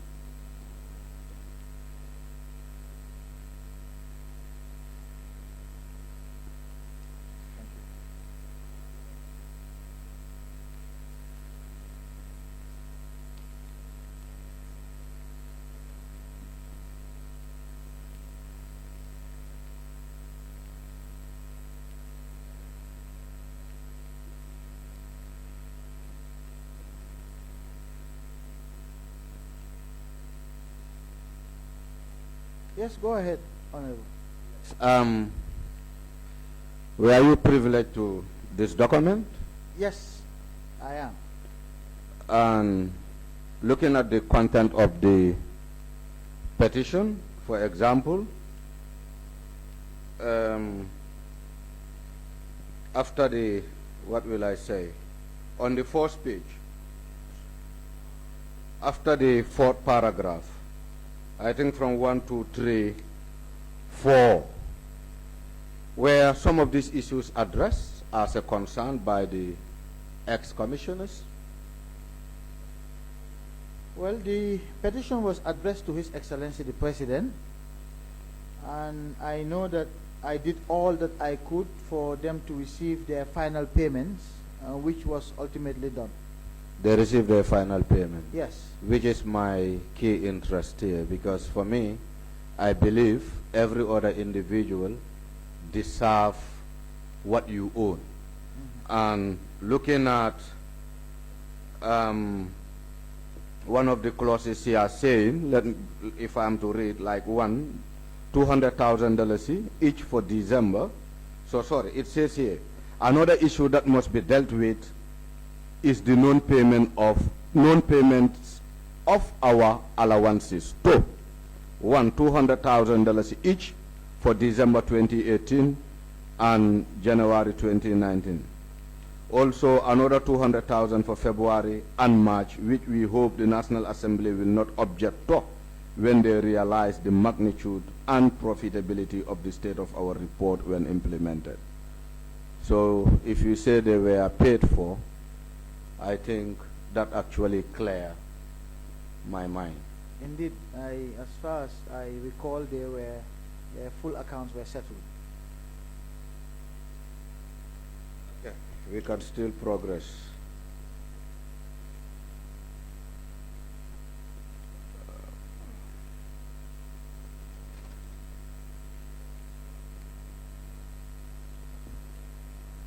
I just want to bring your mind back on the issue of Ford Foundation.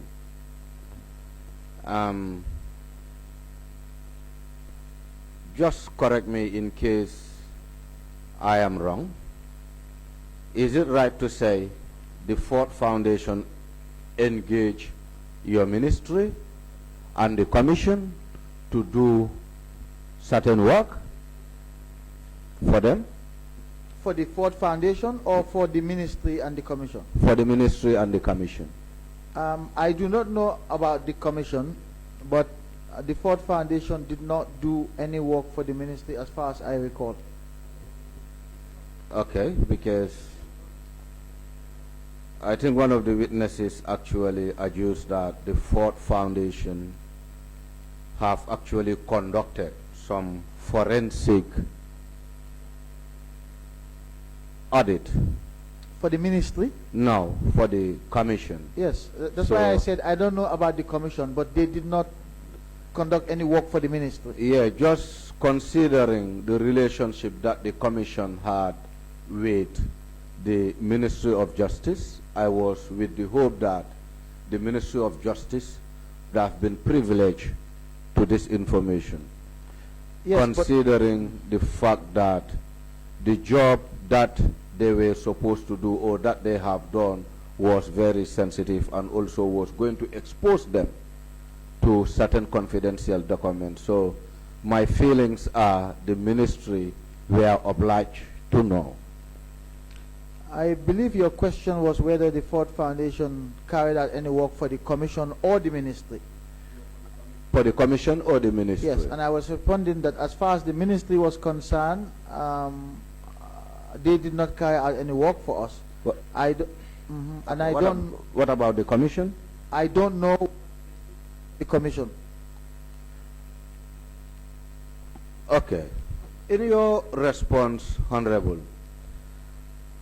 you said there was 1 or 2 American farms that came into the country to support the TJ process.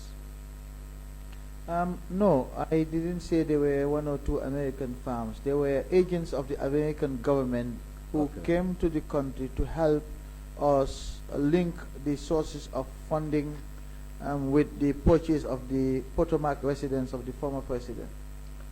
The reason why I am bringing this, there is something that I pick up from your statement that that is to say, Americans always have an interest. So that interest I want to understand. I think all nations have interests. Every nation pursues their interests. I was just saying, I made that comment in the context that we sought help from them. They also needed our help. So this was facilitated through the American embassy? Yes, my request for the foreign, U.S. Officials to come was, I believe. Was this done by writing? I do not recall, but it must have, even if I had discussed this with the ambassador at the time, there must have been communications from the embassy to them, etc. But I don't recall whether we did put the request in writing to the U.S. government. Honorable Chair, with your permission, I want to request that the Ministry of Justice to check into their files and serve us with the communication to the American embassy or the correspondence to the American embassy concerning the support of experts to come and support the work of the commission or the ministry. That's fine. Noted. We will pass the order.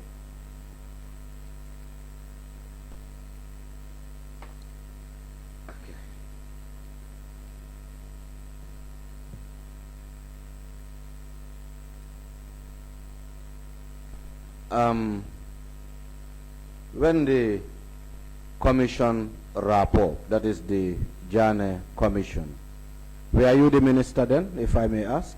Yes, I was. You were. The materials that were in the custody that they got through the support of the Ministry of Justice, after their mandate, do you know when they were, if those materials were returned, and if returned, was this done in a form of a documentation like an inventory? I can only assume that the materials that were deployed at the commission by the ministry would have been returned to the ministry at the conclusion of their work, and it would have been handed over to the ministry staff. Will it be documented like in a form of an inventory? I do not know how this was done, but this would have been done at the operational level. Okay, Honorable Chair, I just want to request that or apply that for the Ministry of Justice to serve us with the inventory of the materials that were returned by the Jana Commission to the Ministry of Justice to enable us find out whether the scanner or the scanning machine that was donated by the American consortium firm or whatever, whether it was part of stuffs that were handed over to the Ministry of Justice. Okay, you mean the materials returned to the Ministry of Justice by the Jana Commission? By the Jana Commission. If we can have an inventory of it. Noted.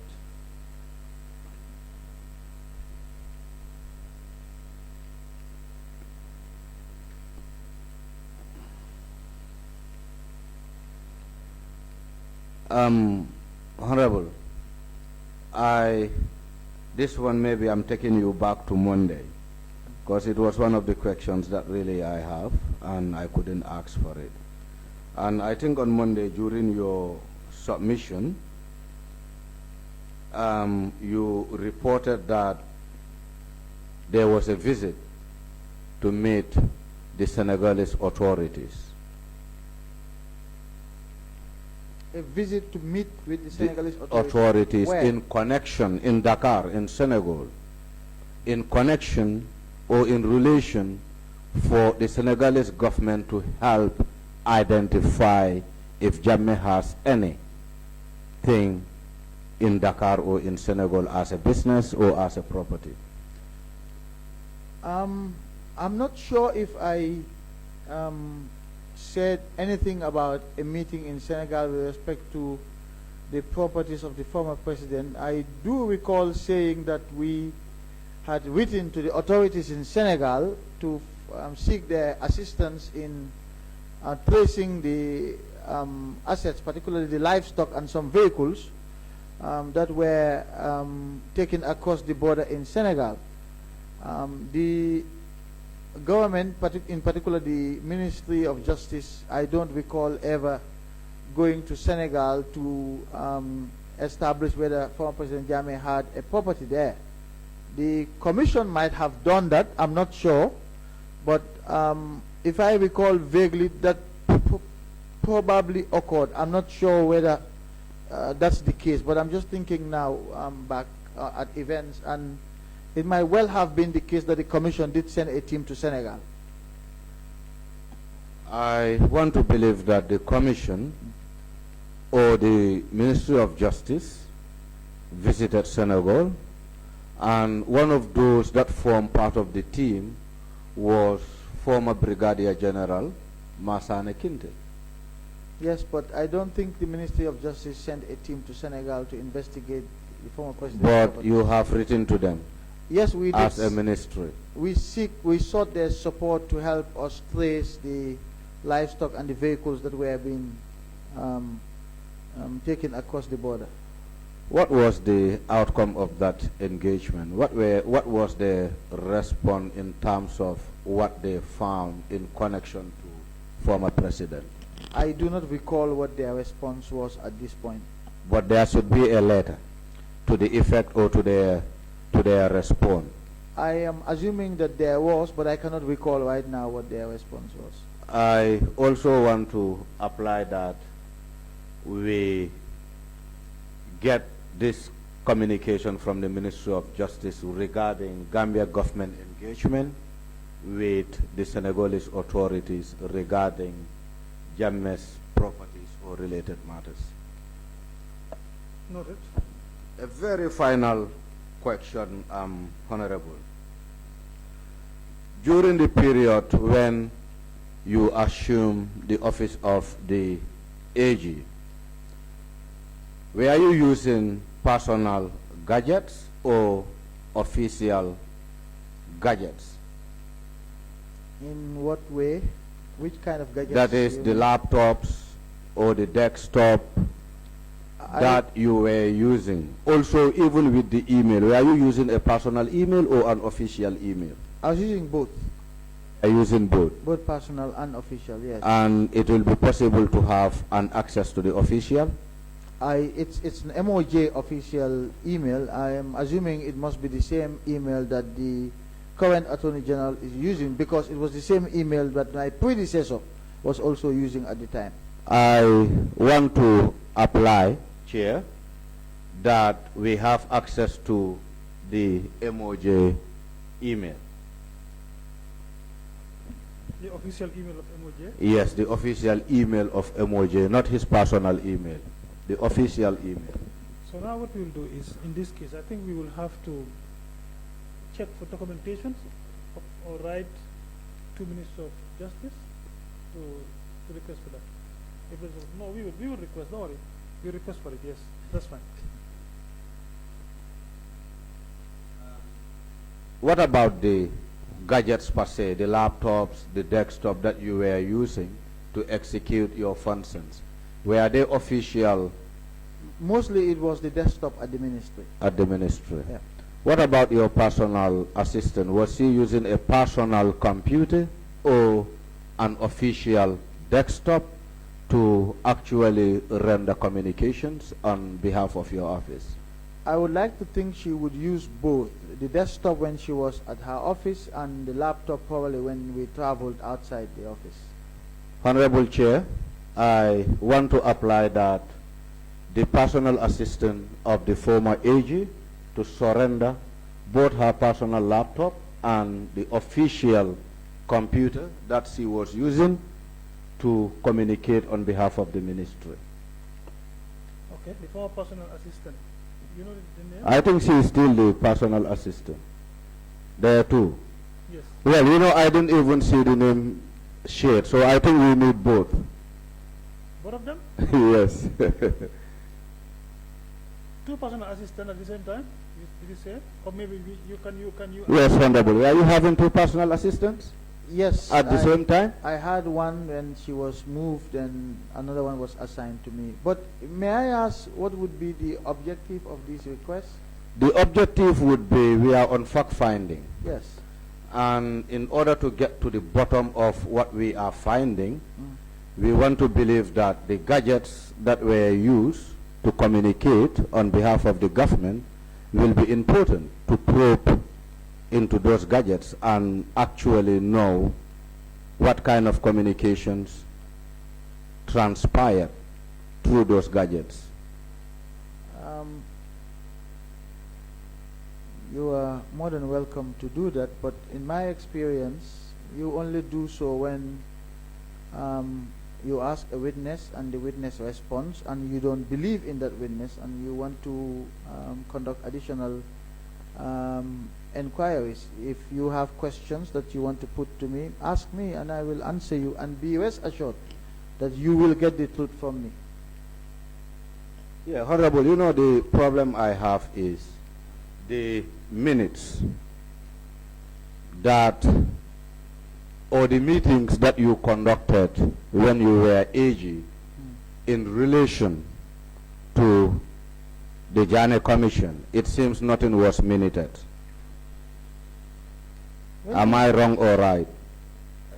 Or are you in a position to provide us with the minutes of all your engagements regarding the former Jane Commission?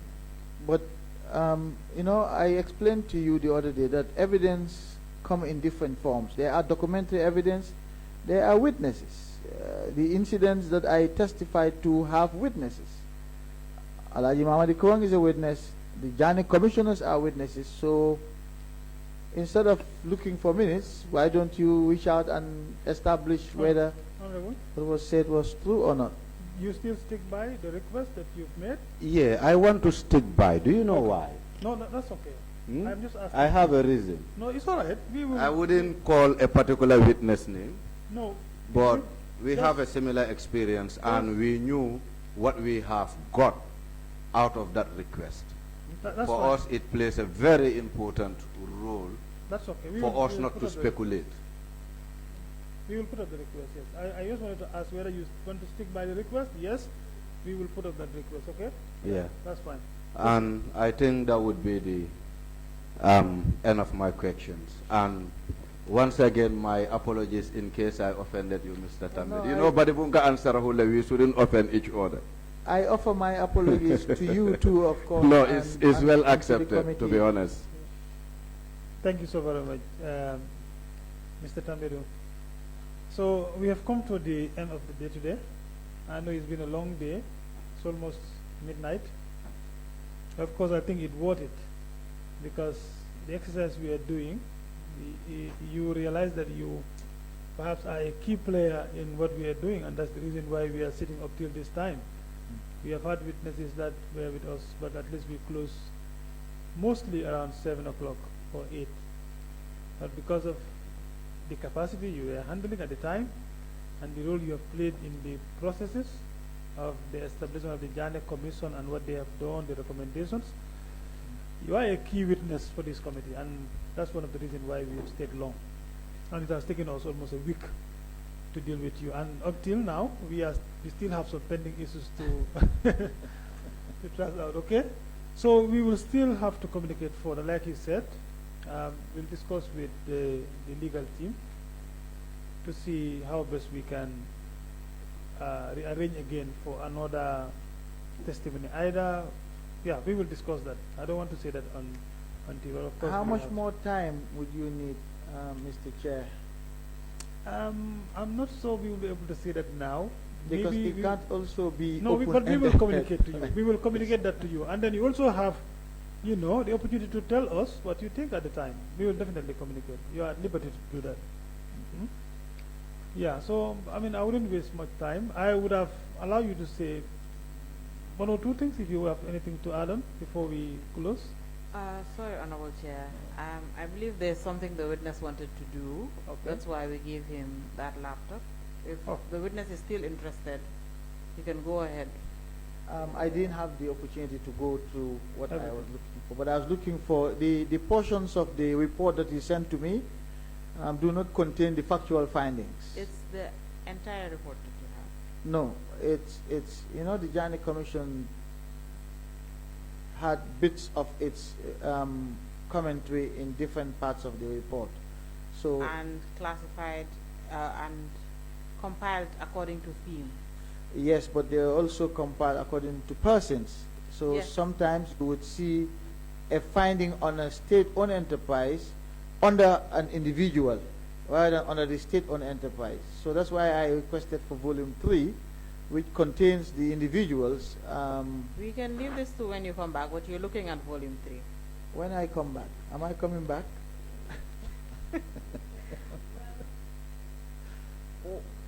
That's easier actually for me. But anyway, I mean, you made Mr. this request, and I don't.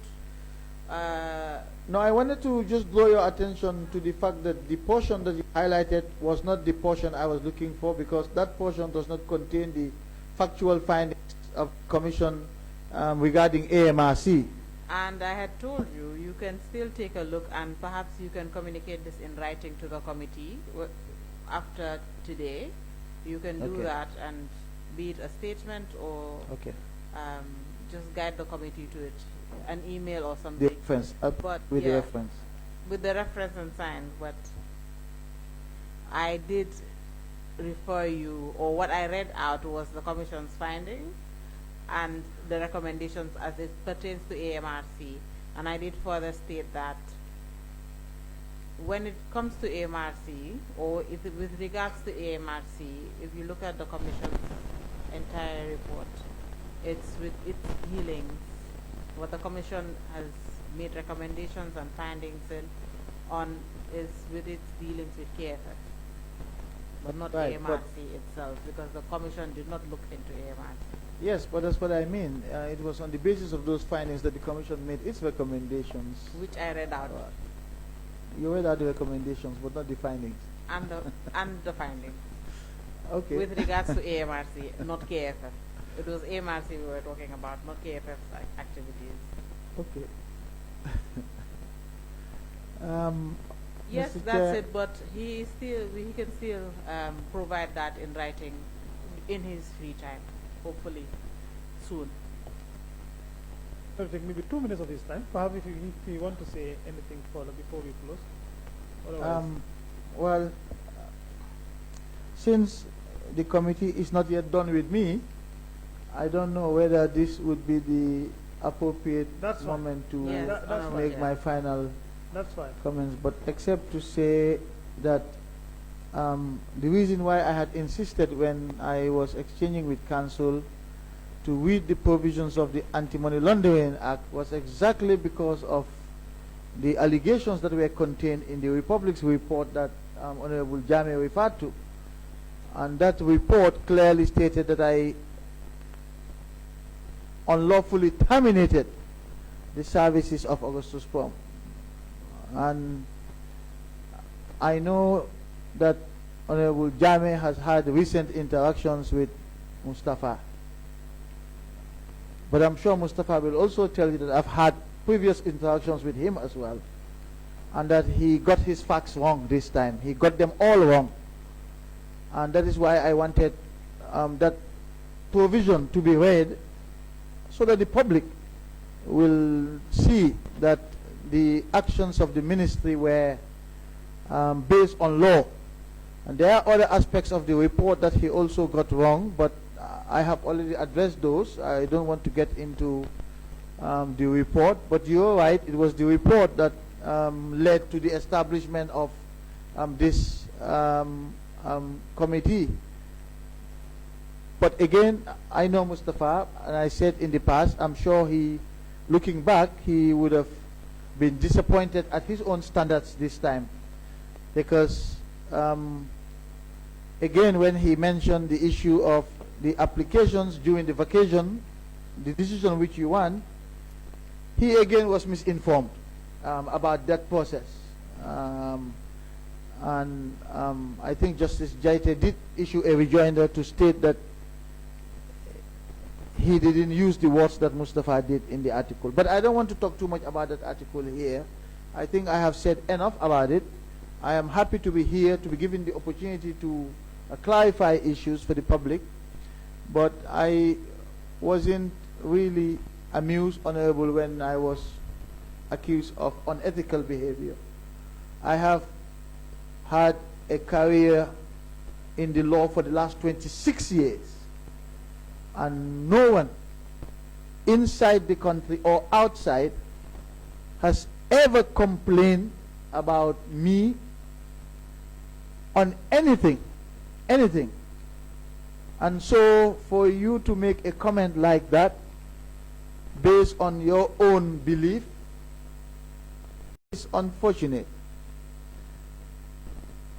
But my record remains unblemished both inside and outside the country. And that's not an easy feat for a lawyer, that you work for 26 years without a single complaint by anyone ever, both in and outside the country. And so sometimes I wonder whether it was worth the sacrifice to come back home and serve as Attorney General.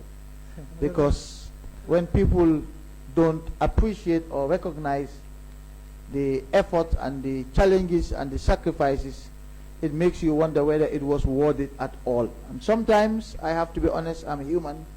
Sometimes I wonder whether it was worth it when I hear things like this being said. Mr. Tambedou, that's okay. Now, it's all right. We have heard you. I was only given an opportunity to perhaps maybe clarify on some of the things maybe you were asked by the council and of course honorable members.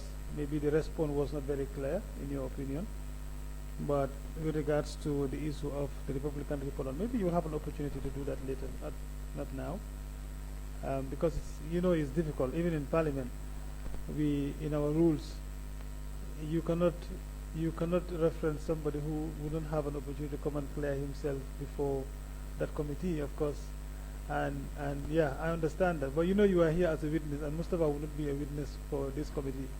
It would be fair for him to hear you mentioning his name, and of course, trying to clarify certain things. I want Mustafa to hear me mention his name, because Mustafa knows me very well. Anyway, that may not be in this platform, but here we are dealing with disposal of assets, and then the former AG was right in that. So that is it.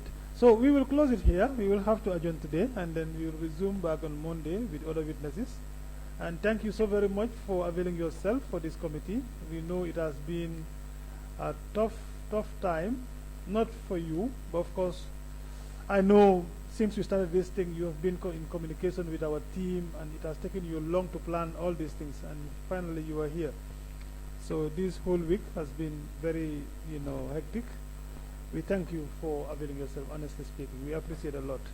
Thank you so very much. We adjourn for today until Monday, 22nd for continuation. Thank you.